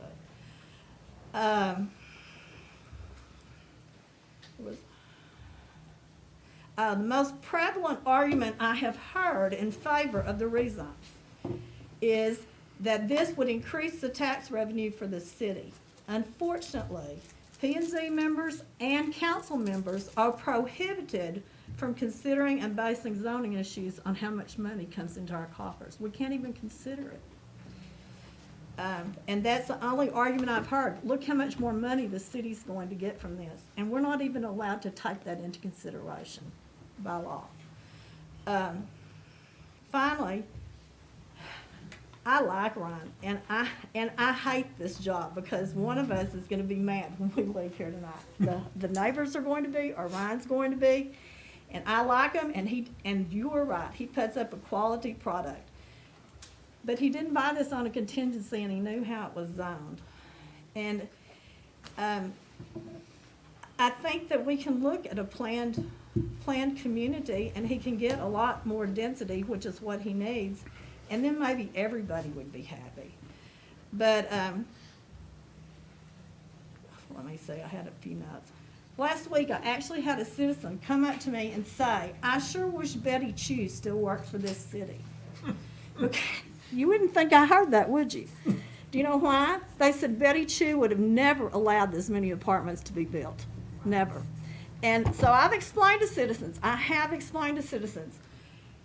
it's zoned R3. We can't, as a council, do anything about it. They can put apartments anywhere they want on R3. We can't stop them. And so it wouldn't matter if Betty was here. If it's R3, they get to build apartments on it. But this is zoned R1. And how am I going to look those citizens in the eye and say, you complain to me constantly. I've heard this complaint, and I'm sure others have too. Why do we have so many apartments? Well, I, as a councilman, sat here and I switched the zoning so we could have yet another apartment. And when I came down here to visit with planning yesterday, there are 2 more apartment complexes already being planned. 2 more large apartment complexes. And so I just can't change the zoning to get rid of even more apartments when I know the community's already upset about it, and I see all these neighbors here upset about it. And so if I influenced you and you think that was wrong, but I have seen time and again people not show up for these hearings because they don't think the council hears them, and they don't think the council listens, and they don't think it makes any difference if they show up. And so I wanted them to know that we will listen to them, and they do need to show up. So that's all I have to say about it. Anybody else? Mine's not quite so windy. Lengthy? No. Can I start calling her that? So, Ryan, appreciate everything you do in town, really do. I do too. But I voted against rezones when one neighbor speaks out, so you can only guess where I'm going with this tonight. My bigger concern is we have a P&Z, a volunteer group that has heard this case. They've listened to it. Some of the same people came and spoke in front of P&Z, and P&Z unanimously voted against this. And so I think that any attempt on our part to just overturn what P&Z has done, what's the purpose of P&Z? Why do they exist if after they've all listened with different ears and looked at it with different eyes and we simply overturn it? It just doesn't make any sense to me why P&Z would exist. And that's my concern here. Thank you. Anybody else? Yes, sir. Ryan, I want you to know, I think all of us appreciate what you've done for the community, and it is a benefit to have builders like you that do quality work that are willing to come here and invest their time and money. And I know you've got as much time as you do money in it, because you work hard, I recognize that. I'm struggling because the future zoning map says it's gonna be R1, it's currently R1. We've heard from a number of neighbors in the area that want it to remain that. And for our consistency, if we're gonna have a future zoning and try to conform to that, and for the consistency of the city, I think we need to follow what P and Z says, as Mr. McClinton said, and we need to follow what the planners have said for the future zoning of that. But we do appreciate you, and we don't want you to not continue to work and continue to develop things in our city, and we appreciate you for that. Mr. Thurman, you said you were going to speak? Yes, sir. Thank you. I hope everybody can hear me. I'm encouraged when I see so many people show up to speak for or against anything. We do listen. I've heard what every one of you have said. I've read all the emails that we've received. I watched the P&Z meeting, heard the comments that were made there and the letters that were read there. And I do appreciate everyone speaking their mind. I will say I am going to support this, and I've got several reasons for that. One of the things we always look at is spot zoning, and this is not spot zoning. This is a continuation of R3 to the west and the south of this lot. There's currently, I've driven through this neighborhood a few times in the last couple of weeks. There's 173, I think my count's right, 173 multifamily units right now that are next to or across the street from this lot. 109 of those units have been in place for 40 years. They're not new. And the property values in that neighborhood have continued to rise for 40 years. We know that the lot directly adjacent to that, through an email that I believe everyone on the council received, is zoned R3 and is under contract, and there is plans for multifamily housing to go there. There's nothing we can do about that. That's already zoned R3. So there will be more.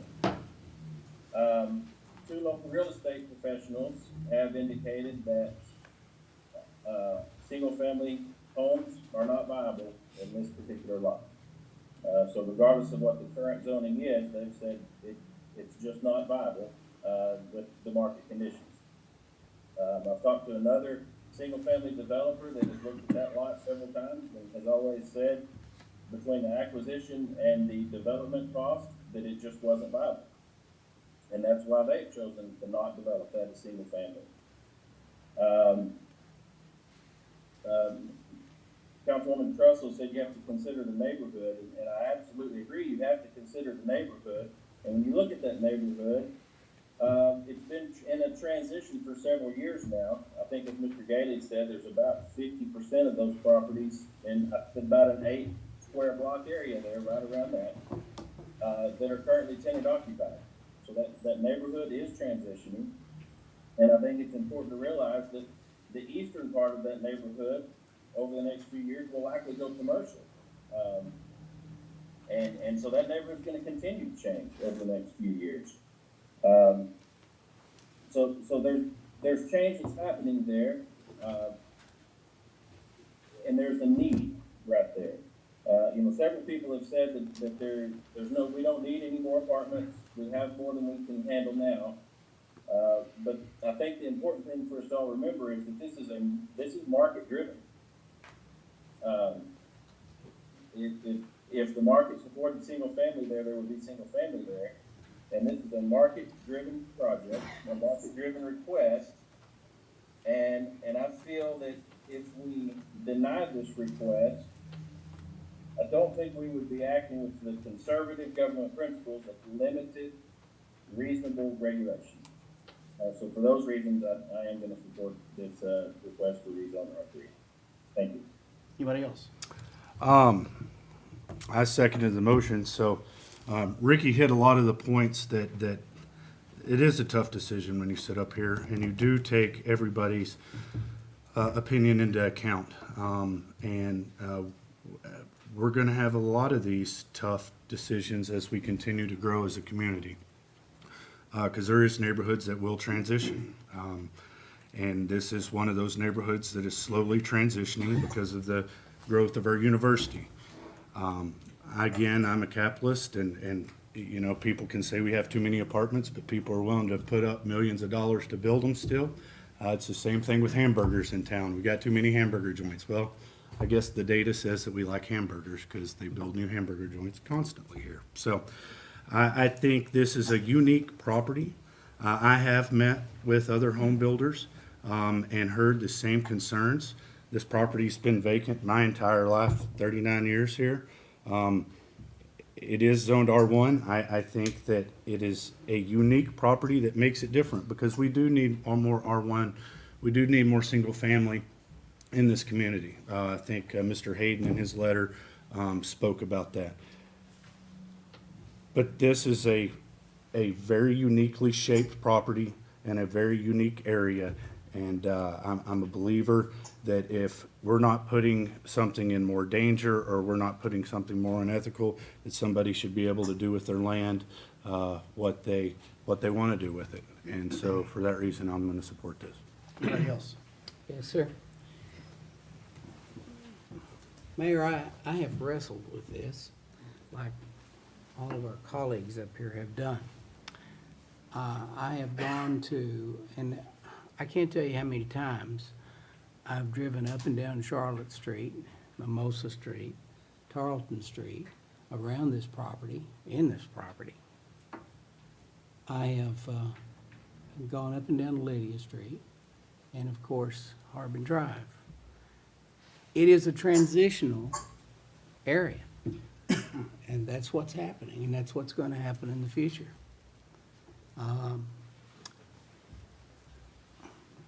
The housing is changing in there.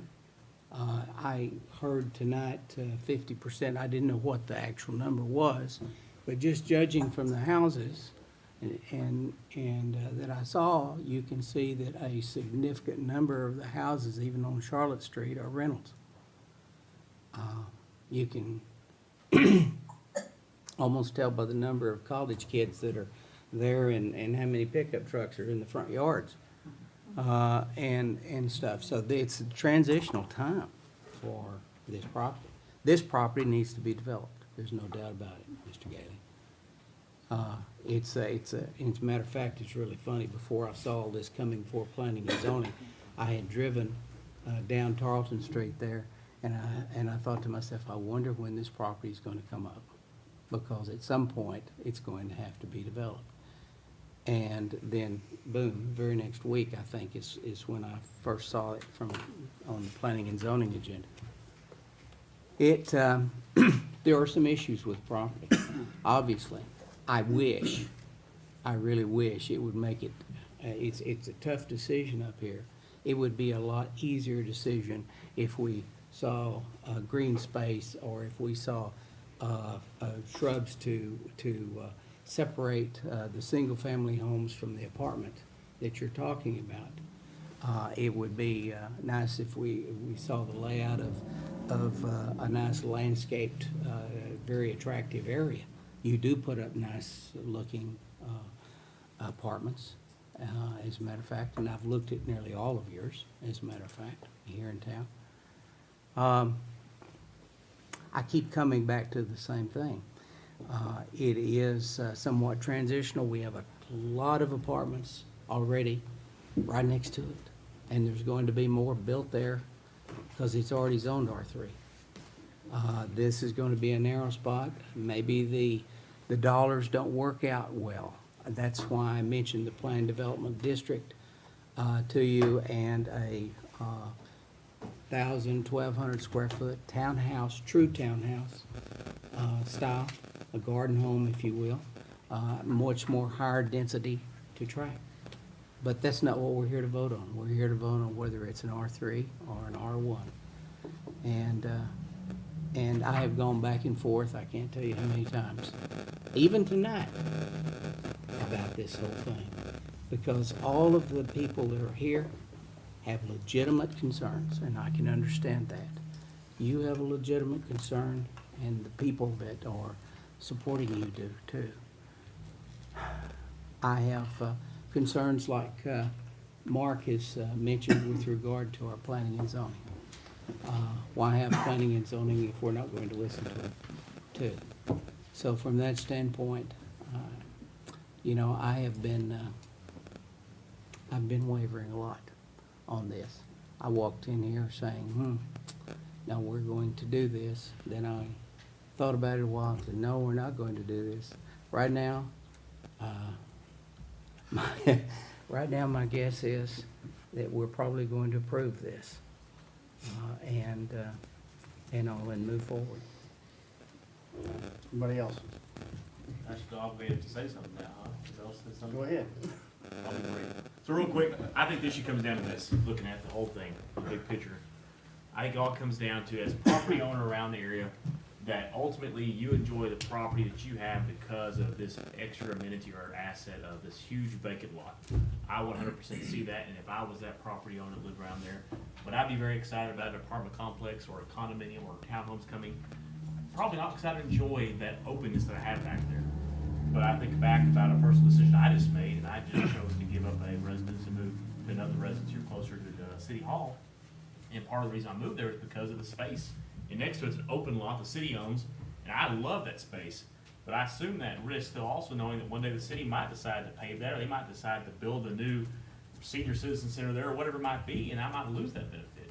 And I think that's just something that we all, it's the risk reward that we all take when we live in the city limits of Steve Lordy city limits. We try to do the best we can to preserve and protect our citizens' property values and their property rights. But at the end of the day, you know, when you enjoy those country assets within the city, and sometimes they're gonna go away because it's the city, not the country. So, I'm sure everyone here would love to have bought that property and continue to own that and benefit themselves individually, but because of the cost, that was not feasible. So for all these years, there was a true benefit that each property owner received because of that added value or space. But reality is, we're here today to try to grow the city, at least I am, and I think this opportunity to grow it. And but for the Linda Lane apartments next to it, then I really feel like this would be not something I could support. But the fact that my entire life, I've always viewed that as kind of a multi-family area of town anyways, due to those apartments, and until the only thing that kind of throws a kink in the plan, I think, is the over Amber Homes development in the back. But for that though, I mean, I think the majority of this property, if not all the property, of course, is still just suited for a multi-family use. And so because of that, when I look at it from the big picture, I just think it's something that needs to happen. Alan, what, of all this R1 rooftops, what's the percentage right now that's owner occupied? I would say 45%. So less than half of the single-family homes we have now are owner occupied? Oh, no, sir, I'm sorry. I misunderstood the question. You mean all over town, right? All over town. It's about 50%. From what I remember. I was gonna say 65% probably. 54%. 54. I've heard 50-something%. So around half of our houses, single family, are not owner occupied. That's correct. They're rental houses. Correct. The other night at the event, one of the events at Tarleton, the president got up and he was talking about the growth anticipated at Tarleton. And you might remember the number that were there? We're ambitious, aren't we? It's about 6,000 more students. Ready. He says by 2025, we'll have 15,000 students on this campus. And, you know, that's another 2,000 to 3,000 people coming to town. And they're gonna, so the apartment issue, I don't necessarily like everywhere there's an apartment setting. You know, traffic is an issue sometimes, et cetera. But we're gonna have more apartments, that's gonna happen. It's just, you know, do you put it in the right place is the big question. And so I'm not saying that one way or the other, Ryan, you know, but I'm just gonna, that's just my 2 cents worth. Any other discussion? We'll proceed to vote. We're gonna do it roll call, roll call is to yes to a vote. All in favor, say aye. Aye. Aye. Same sign opposed? No. Okay, so we're gonna call a roll call vote then. Place 1. No. Place 2. No. Place 3. No. Place 4. Aye. Place 5. Aye. Place 6. No. Place 7. Aye. Place 8. Aye. Okay, guys, that's really great. Yeah, you wanted this go. You want this thing, you wanted to do this, right? No question. That's why we pay you the big bucks, Mayor. Absolutely the big bucks. You know, I think that Brian, you knew what you were buying when you bought the property. You know, and that's been a point made tonight. I have come up here before and talked to city council about zoning. Matter of fact, I came up here and talked about annexation. I want the city council because what happened to me as a resident was I was not in the city and I got annexed without being asked. And so that's why I ran for city council. So I understand about councils, Carla, not listening to you. I remember that not happening. So, golly.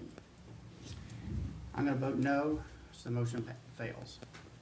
Next item, item number 5, public hearing. Enter a public hearing on RZ 2020-003.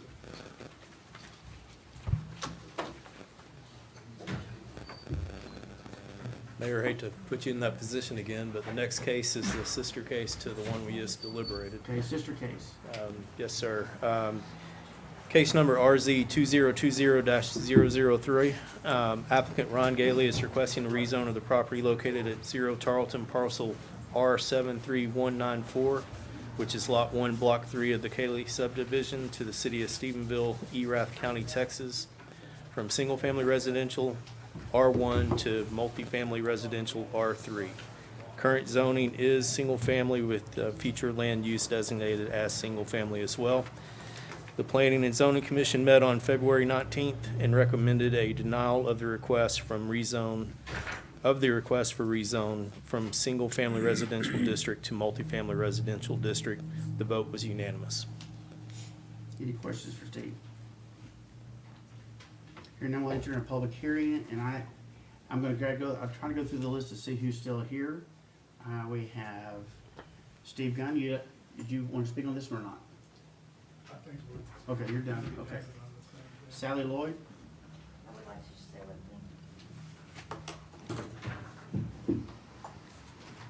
with Just to speak on I'm Deanie, my name again, Sally Lloyd, 2380 West Mimosa. One thing that Councilman Pendleton, or Mayor Pro Tem, I'm sorry, Pendleton, brought up was that the people in the neighborhood enjoy the empty lot. That's not really what it is, at least from my perspective. If it was homes being built there, similar to what was built in Mimosa Court, I'm all for that. I think that is a great addition to the area. I would like for something like that to be done. And I think, on the other end, on where Mimosa Court is, there are 18 homes in that section, which is this section, or actually I think it was the one that we spoke about previously. But if you take that 6 acres, I believe that's almost twice the size as the area where Mimosa Court is. So I think even with the narrowness at the beginning, I think you could still probably get at least 18 homes in there. That's 18 great single-family homes. Yes, they may be rentals, but that would be 18 units instead of 128 units. And I think that's where the difference comes in for the people in the neighborhood. Thank you. May I have questions for Sally? Marguerite? She didn't stay, okay. Last one I have is Ryan. You're done. Anybody else want to speak in favor or opposition to the hearing? I'll close the public hearing and move to item number 6. Consider ordinance rezoning of property located at Charlton Street, being Lot 1, Block 3, Cayley subdivision, City of Stephenville. Mr. Mayor, I move that we deny the rezone request. Second. Mark makes motions and aye, and Alan seconds it. Any discussion? Hearing none, proceed to vote. All in favor, say aye. Aye. Same sign opposed? No. No. Okay, so let's go back to the roll call then. Aye. Hold on a second. You changed it on us. We're having to vote the opposite way. We're having to, Confusing. so let's clarify this. It's a motion. is Motion to is deny. to deny. Deny. And so an Okay. aye would be to Deny. deny. Okay. Okay. So Place 1, Aye. place 2, Aye. place 3, Aye. place 4, No. place 5, No. place 6, Yes. place 7, No. place 8. No. Okay, I'll do the same thing in motion, vote, so the motion fails. Next item, public hearing, case number, That motion passed. It passed to deny. Motion to There you go. Motion passed. Thank you, Randy. There you go, Randy. Thank you, sir. I have a double negative there. Next item. Case number SV 2020-003, applicant Marshall Lee is requesting a subdivision waiver from section 155.6.11 for a sidewalk requirement to be constructed at 695 Prairie Wind, being Lot 28, Block 7 of the River North 2 addition to the city of Stephenville, Erath County, Texas. The Planning and Zoning Commission met on February 19th and recommended approval of the waiver by unanimous vote. Any questions for Steve? Hearing none, we'll enter our public hearing. Anybody want to speak in favor of the motion, of the other request? Hearing none, will anybody like to speak in opposition? Ricky disappeared intentionally. I don't think so. That just happens when you're doing that. All right, we're going to close the public hearing then, proceed to item number 8. Consider a waiver for the subdivision ordinance of the city of Stevensville, section 155.6.11. I make a motion that we grant the waiver as recommended by P and Z. Carl made a motion to approve the waiver. There a second? I'll second. Mark, second the motion. Any discussion? I have a couple of questions, Mayor. Okay.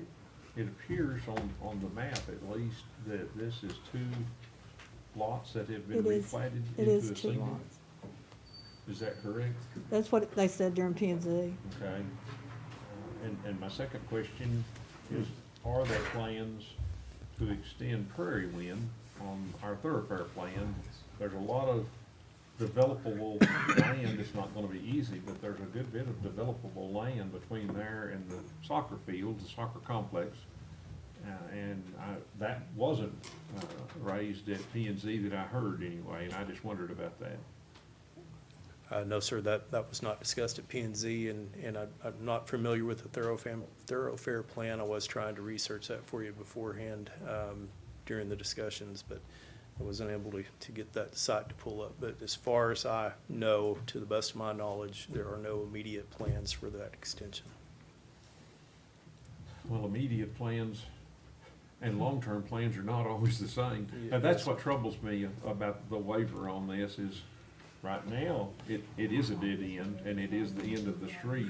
But if that street is extended, especially going down to the soccer fields, sidewalks will be very beneficial in that area, because there will be a lot of foot traffic, especially by younger people coming and going through there to the soccer complex and to the other things down there.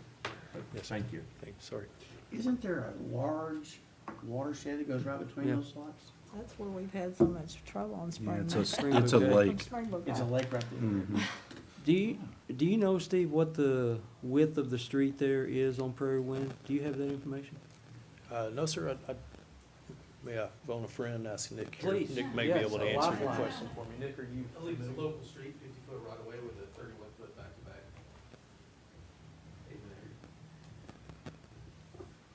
Steve, are there any other sidewalks that it would connect to? Testimony during the P and Z meeting was this would be the only sidewalk in the area. In the neighborhood? And that was, I think, part of the consideration taken was that we were requiring a sidewalk on a street that doesn't have any other sidewalks. Now, of course, we recognize the staff, the purpose of this is to eventually have sidewalks and drainage and curbs and gutters. And so we recognize that the decision here was to correlate with the other properties on the street, but because it is a city ordinance requirement, staff would recommend that the waiver not be granted.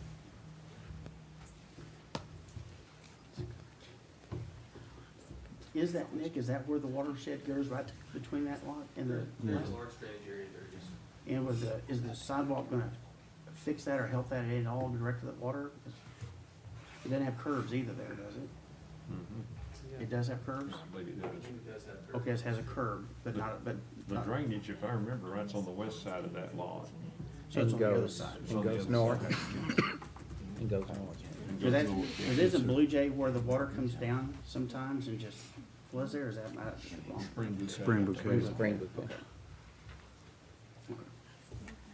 Any questions? Okay. Well, I would just make the comment that because we do have a motion in a second, right? Yes, sir. Okay, so I'd just make the comment that if our members of P and Z who have been bulwarks and anchors for denying sidewalk waivers can't see allowing this one not to, forcing a sidewalk to go in there, if they can't be convinced, no one should be convinced that a sidewalk is required here. Because they they all voted. They always split on it, and they were unanimous. They all voted to grant the waiver, even the ones that never do. Thank you. Bye. Any other discussion? Let's proceed to vote. All in favor, say aye. Aye. Same sign opposed. No. Okay. Roll call vote. And we're voting yes. To the waiver. Is to approve the waiver. Place 1. Aye. Place 2. Aye. Place 3. Aye. Place 4. Aye. Place 5. Oh, he's on. Yes. Yeah. Place 6. No. Place 7. Reluctantly, aye. Place 8. No, Vote is- take Mark's spot. Thank you. Vote 5-2. Motion passes. Thank you. Okay, Planning and Development Services Committee report, Mr. Huckabee. All right. So, staff and first off, I want to say thank you to Jason and Steve and their team that put a lot of work into this. We've brought this in front of committee a couple of times and worked it, and I think what we're bringing to you today is a great plan and exciting program that can help the city of Stephenville, and specifically address some of the things Ms. Gardner talked about, rundown homes, areas in our community. So what you guys have in front of you is the City of Stephenville Home Improvement Incentive Program. I'm not going to read through all the details, but basically what this is, the purpose of this is to encourage homeowners to make improvements to single-family properties. The goal is to improve neighborhoods, inspire surrounding homeowners to reinvest, increasing the quality of life in some of our communities that have been there for 75, 100 years, and those people need a little bit of help. So what this program will do, with a minimum of a $20,000 investment, which $10,000 of that has to be on the exterior of the home, the city's going to give a 5% rebate if on qualifying home improvement costs with a maximum rebate of $5,000 per project, a waiver for residential remodel building permit fees, up to 2 roll-off containers charged at a discounted rate, and after completion of the project and city inspection, the city will repair or replace sidewalks in public right-of-ways for participating properties based on the assessed condition of the existing sidewalks. So, we'll help our neighborhoods become more vibrant. Some of these homeowners and investors, if they so may, come in and help reborn. Some of these communities be reborn. Help with sidewalks. Try to touch a little bit of that. There is some qualifying requirements. The house can't be valued on the CAD for over $120,000. The structure must be 20,000 years old. And there's a lot of talking points. I said I wasn't going to read the whole thing, but How old was that house supposed what'd I to be? say? 20,000. 20 years. 120,000. I understand completely. Gotcha. I got a concussion last night because of sport. So anyway, I'm going to open this up to you guys. We've talked about it in multiple committee meetings, and see what your comments are. Or if that is our only item. So I guess do we need to have a motion first before any discussion? Your Okay. motion? I will make the motion to approve this program. I'll second. Brandon makes a motion and Mark seconds it. I'll start off by saying I think it's one of the best programs we've brought to the city council in a long time. Thank you for doing that. Cool. I did have some Yes, ma'am. kind of edits, and I do appreciate it, Brandon, because I agree that this is a good program and that we need it in these older neighborhoods to help us. But in the third paragraph down, if you're looking at paragraphs, where it says the minimum improvement value to qualify under the home improvement incentive program is $20,000, does that mean the minimum investment is $20,000? Should that read investment, or is that what you mean, the minimum improvement value? Yes, ma'am. So what should, Would- you're saying the Lawyer. minimum amount they have to invest is $20,000? Correct. And to me, it would be more clear if it said the minimum investment, was 20,000, but that may just be me, is that? Randy, what do you think? You can move to amend the document. Probably would be more clear the way you're understanding it. Okay, so I move to amend, improvement value to investment, to the word investment. I'll Is that second okay? that. Yep. All right, Carl makes the motion, Brandon seconds it. Any further discussion? well, I had several other little technical things, if that's okay. Randy, is it possible, Randy, to hand them all in one amendment? Yeah. Okay, let's do it that way then. Okay, Well, it's gonna be hard to vote on. already got this one. should we vote on that We'll one? do one, then? then we'll do the others. How about that? Let's take off. I don't have that many, but, Okay. all right, We need to vote. We got one on the floor, right? Do what? We need We need to to vote. vote. We haven't voted yet. Right. So the, Let's vote on that one. let's vote on this Okay. one. Okay, we have an amendment on the floor and a second to amend the, Carl, read this, how you gonna say it? to change the word I lost my place. To change improvement value to minimum investment, the minimum investment will be. Okay, any further discussion? All in favor, say aye. Aye. Same sign opposed, motion passes. Second amendment, Carla?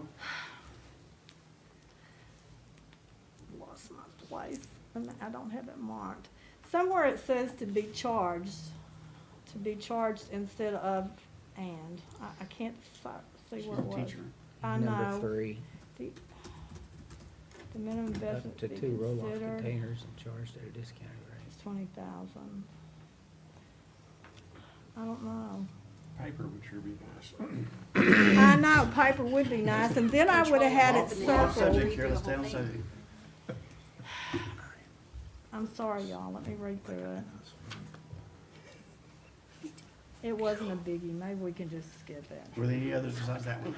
because I can't find it now. All right, the others were questions. We can always come back and amend the ordinance at a later date, right? Okay, all right. All right, we have a new motion. We have a No, motion we that's don't been have amended. another, we already voted.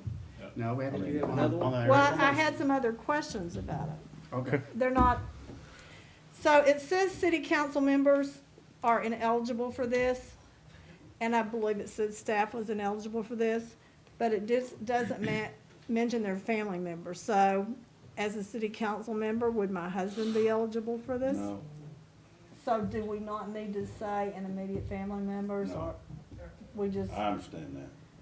So don't let So him we come, don't let him come fly. I was just clarifying Okay. that.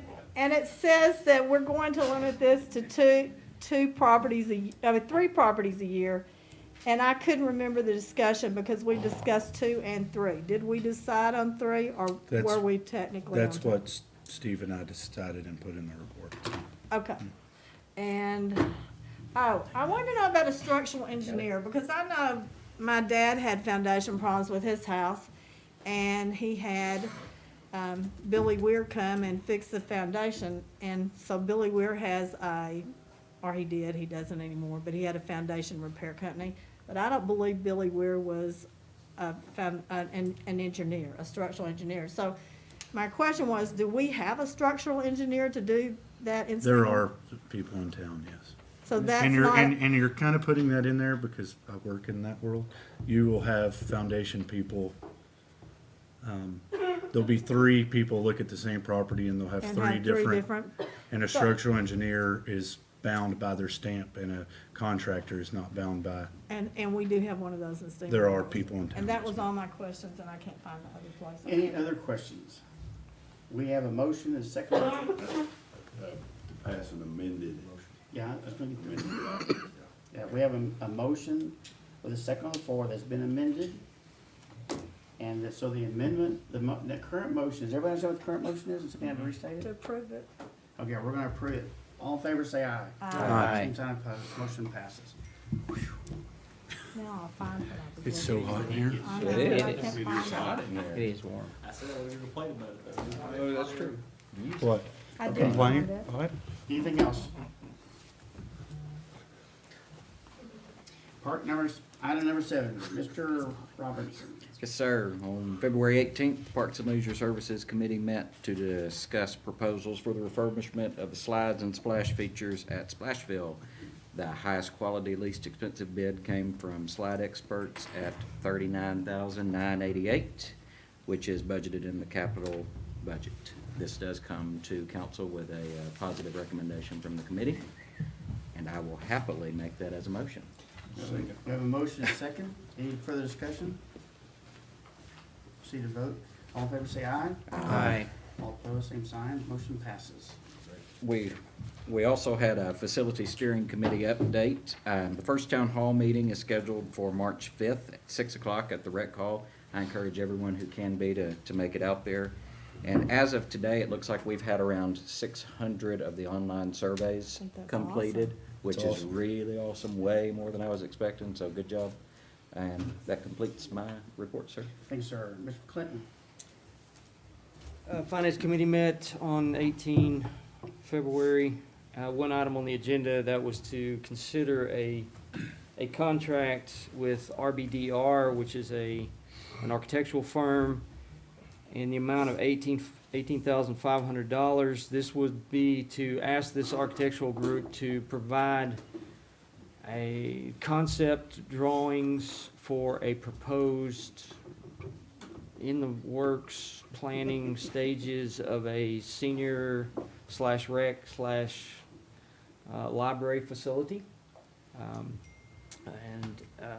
This does come to the full council with a positive recommendation. Mr. Barnes, you probably have something that you'd like to add to that. Yes, sir. We've talked with Seth Moore and Jim Virgin. Mr. Virgin is going to come up with a potential floor plan for that building. They are okay with doing this so long as it's understood that the documents that we provide them the ownership is retained by the city of Stephenville. And that can be done by copywriting the documents, which is relatively easy. Okay. Hear a motion? I will make that as a motion, that we enter into contract with RBDR to present these, or to produce these pretty pictures for said facility in the amount not to exceed $18,500. Second. I'll let Nick do a second on that. Further discussion? I've got a couple of questions, Mayor. Number one, this firm, by awarding this contract to this firm, does not necessarily guarantee that they will get the architectural work for the facility if we determine to build it. That's correct. That's correct. It will still be available to other architects, local or otherwise, at that point in time. That's correct. Okay. Further discussion? Proceed to vote. All in favor, say aye. Aye. Same sign opposed. Motion passes. That is the end of the Finance Committee report, Mr. Mayor. Thank you, sir. Miss Monica. Y'all ever heard me tell you that I think she's really choked? If I can make it come stiff. She's still from jumping up and down this morning when she heard what those bond prices were. Yeah. No, you should have seen her Actually- on the side of the report. She's dancing. We got her on video. Mayor, council, this is our budget review for ending January 31st. The financial indicators are about where we would anticipate to be, with one little exception, and I'll go over that. The property tax, we received $3 million in the month of January, which resulted in $349,000, or 6.11% over the funds that were collected through January of last fiscal year. The $6 million that we've collected to date is 94% of the budget, which is consistent with our prior year collections, so we're on track there. For our sales tax, we received $495,000 in January. This resulted in $15,000, or a 0.7% under our target budget through January. So that's the one I'm a little disappointed in. We've received $10,000, or 0.45% less than the funds received through January last year. So we're kind of not, I was hoping us to be a little bit more than where we were. I don't think it's time to panic yet. We'll just, hope that there was a couple audit corrections in a couple previous months that I think impacted it. So, but we were hoping to be a little bit more. The hot funds, we received $53,000 in revenue in hotel occupancy tax fund through January. It was 44,000 in the last January. We spent 74,000 in hotel occupancy tax funds through January. This year, we only spent 63,000 last year. The target budget for operating revenue is 9.4 million. We received 13 million through January, which is 3.6 million over our target budget. This is because of our property taxes. Obviously, are billed October 1st, and they became delinquent if they weren't paid by January 31st. Plus, we had insurance proceeds. The target budget for our operating expenditures is 6.9 million. We expended 6.8 million through January, which is 131,000 under our target budget. The operating revenue received last year was 11.9 million as compared to the current year's 13 million, which is 1.2 million increase. That's due to our service charges, insurance proceeds, and property taxes. The operating expenditures last year were 6.3 million. The current year's was 6.8 million, which is 481,000 increase due to wages and benefits, maintenance, supplies, utilities, outside professionals, and marketing for CETA. The security cameras for the municipal buildings have been purchased and installed, some of them, not all of them. The Groesbeck stormwater drainage project is progressing. Is there any questions? You mentioned insurance proceeds. Was that the police station? Yes. Okay. Any questions, Monica? Thank you, ma'am. All right. You saw how fast she did this, Jeff. All right. You want to drive a economic developer crazy, hide his ADD meds and make him come to a council meeting. I do have election results, by the way, but they're not from the primary. They're actually from the general election. Well, from the entire election or just? Yeah, county? that's how long It the was a meeting's time been. joke. Thanks, I appreciate it. Sometimes people have to explain their That's jokes. all right. Hey, yesterday was Texas Most of Independence the Day, time. and hush, it's my turn. One of the things that happened yesterday in the state of Texas, and many of you already know this, but it's kind of great news that Governor Abbott was awarded, or on behalf of the state of Texas, the 2019 Governor's Cup, which basically, in a nutshell, and I won't go into all the details, says we're the best economic development state in the nation. That's due to lots of different things, and for those that don't know, we're also the 10th largest economy in the world here in the state. But as I said to the governor when he was here last week, one of the things that makes that important on the whole holistic viewpoint is what we're doing on the state level, on the city level. And thanks to some of the work that you guys have done, and I do want to congratulate you for being a partner and a collaborative component in this. Over $30 million in new construction taking place in Stephenville right now with dirt turning. Another $23 million development, as we know, is announced and about to break ground in about 30 to 45 days. If all things stay on track, another $20 million in two different developments will hopefully hit by the end of the year. And then also we are now a finalist for an industrial plant that will be in the $75 to $100 million range that they're in the site selection process as we speak. We have been promoting our city all over the country and with different kinds of, in fact, I'm in a conference right now, well, not this very second, but as soon as we're done, I'm going back to Dallas to a conference where we're promoting Stephenville and working on some public-private partnership information. One last thing, since I cut out about 90 minutes of my report, by the way. Thank you, sir. Yeah, but since we're going into executive session, you get more of me in a little bit. There was a survey done that talked about the best things, and in a nutshell, I won't get real technical, but it's how to make small communities cool. It was a survey run all over the entire country, and the people that responded came up with these 5 things, so we can think about these whenever we're making decisions down the road. In no particular order: entrepreneurship, human capital, quality of place, strong social capital, and a commitment to get things done. And I think that in many cases, this council has collaborated in making many of those things come true, and that's why we're having such success here, which then, of course, makes the entire state successful. So, thank you. Thank you for your work, Jeff. Thanks. Okay, consent agenda. Do I hear a motion? Move to approve as presented, Mr. Mayor. Second. Motion, and Gerald seconds it. Discussion? Proceed to vote. All in favor, say aye. Aye. Any sign opposed, motion passes. Comments by city manager? Mr. Mayor, members of the council, I wanted to start out tonight to take a moment to let everyone know that we're well aware of the current health concerns worldwide, and we're monitoring it daily. Our emergency services personnel and our executive level staff are participating in conference calls with the State Department of Health daily. That same senior staff is meeting at least weekly to discuss what actions, if necessary, we as a community should take. When I asked what I should say tonight, I was advised by our fire department and police department simply that the CDC recommends for each of us to avoid close contact with people who are sick, avoid touching your eyes, nose, and mouth, stay home when you're sick, cover your cough or sneeze with a tissue and then throw the tissue in the trash, clean and disinfect frequently, surfaces using a regular household cleaner, cleaning spray or wipe, wash your hands often with soap and water for at least 20 seconds,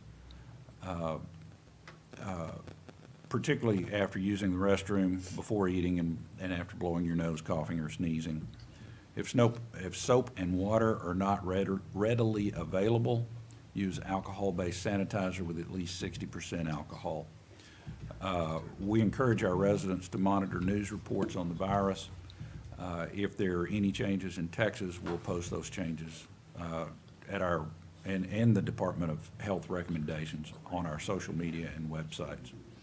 The next thing I wanted to say is sales tax is back up for February, approximately a little over 4% from last year. So those were just dips that Monica was talking about. Finally, March 17th at 5:30 p.m., which is 2 weeks from tonight, the City Council will have their committee meetings, and on April 7th, we'll have the regular meeting of the Stephenville City Council at 5:30 p.m. Mr. Mayor, that's it. Mr. Clinton?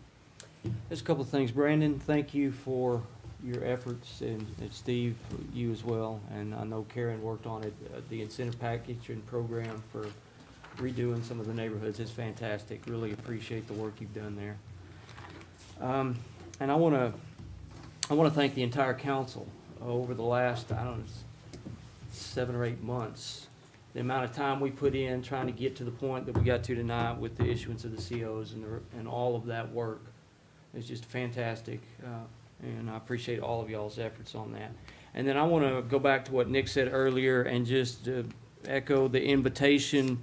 This Thursday at the Rec Hall, there will be a town hall meeting to discuss what Jen and her team are doing with the facilities, the Rec Hall, Senior Citizen, Library combo thing. So I certainly invite everybody to come out and have your voice heard with that. And that's at 6 o'clock, right? 6 o'clock at the Rec Hall this Thursday. Thank you. Okay, the museum has started a new program called Pickers and Poets, and they have, it was very successful last month. It's going to be every month during the spring. They had a big crowd. It's on Sunday afternoon. It's at 4 o'clock. It's entirely free, and you get free hors d'oeuvres, and you get free beer from a brewery in the area, and you get free wine from a winery in the area. So what's not to love? You get music, wine, beer, and hors d'oeuvres all for free. So anyway, come check that out at the museum. It's on March the 15th at 4 o'clock. And then we're lucky enough to have Alan West come into Stephenville on March the 30th.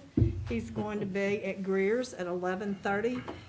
Because of his security detail, nobody will be allowed in that has not made a prior reservation, and I forgot to, I will take care of that.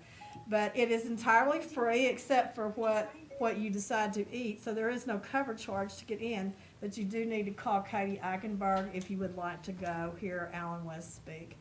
And so if you need Katie's number, I'll be glad to give it to you so you can make reservations, and that's March the 30th at 11:30 at Greer's. Yeah. On March 28th, at City Limits from 6 to 9, the Cross Timbers Fine Arts Council will be hosting their annual Ragin' Cajun. I'd like to invite everybody to come out. My wife and I are actually going to be waiters this year, so if anybody needs tickets, let me know. Be glad to do that. That's all, sir. Great. Handsome honks next. No, sir. No, sir. Alvin.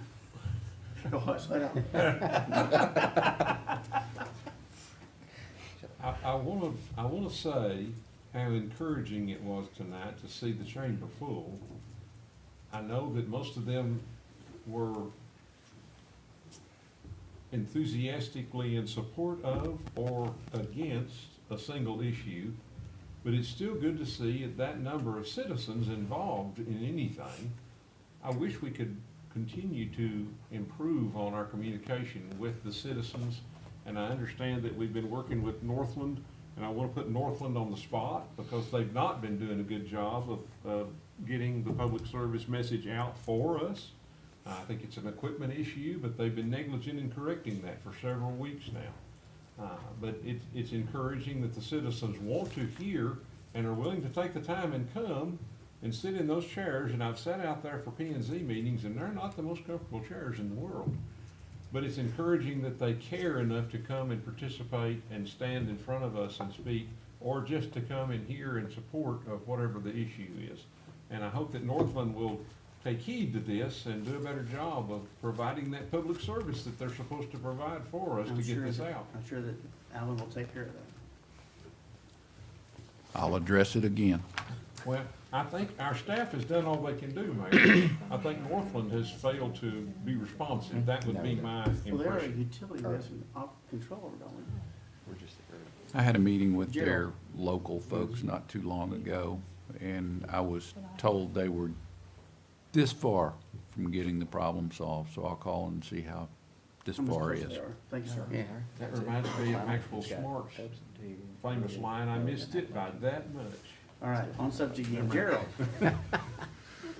You know, I'm not sure that everybody understands and realizes. I think the people in the council do. But understand the reality of what happened today and tonight here. The fact that the bonds, that we came in with an excellent rating. We came in with a great price for this community. And what is about to happen here is just so exciting. It's exciting because of the development with CETA and the city staff and the council and the citizens of this community working together. This is going to be such an exciting place. And really, tonight is really one of those benchmark times for us all. And I want to tell the rest of the council too, is I really enjoyed the back and forth and the talking that we all had tonight. We discussed a major issue, I felt, with regard to that property that Mr. Gailey's owns. And we've came to a resolution we all support. And the land is still going to be there, and it'll come through, and at some point, and perhaps we'll get a whole lot better project out of it in the future.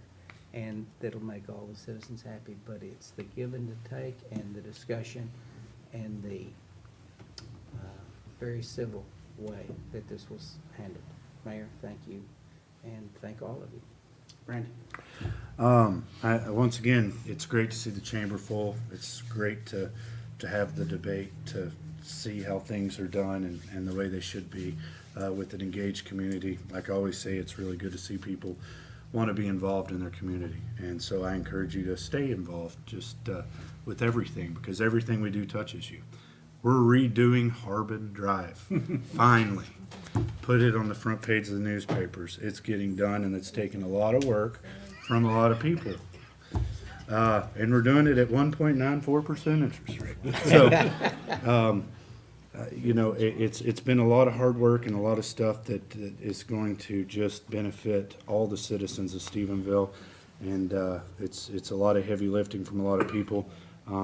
Again, on our incentive program, I really want to thank Steve, Jason, Alan, Jeremy Allen, who used to work here. Him and I had talked about this when he worked here, so he had a part in putting it in my mind. So even though he's in Florida, I appreciate what he did in the discussions with me.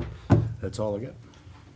Last thing, I want to remind the council that we have two young ladies here that are asking for support, and I would encourage everybody here that's left in the room to give them $5, $10, $15, $50, or sign up as a sponsor for their event. They're looking for how much? 9? Total 9,000. And we've got collected so far? 6,000. So we're about 3,000 short, give or take. We need to raise $3,000 for these ladies because they've done a lot of good stuff for Stephenville, Texas. So everybody be sure to do that. We'll have to leave to executive session in a minute, which is what we're going to adjourn to go to executive session, but we'll get you some money. Thank you very much. And compliance with provisions of Texas Open Meetings Law, Subchapter D, Government Code, Vernon, Texas Code annotated in accordance with Section 551.087, deliberation regarding economic development negotiations, Project Blue, Project CS. We will be back. Do you want this now? Oh, sorry.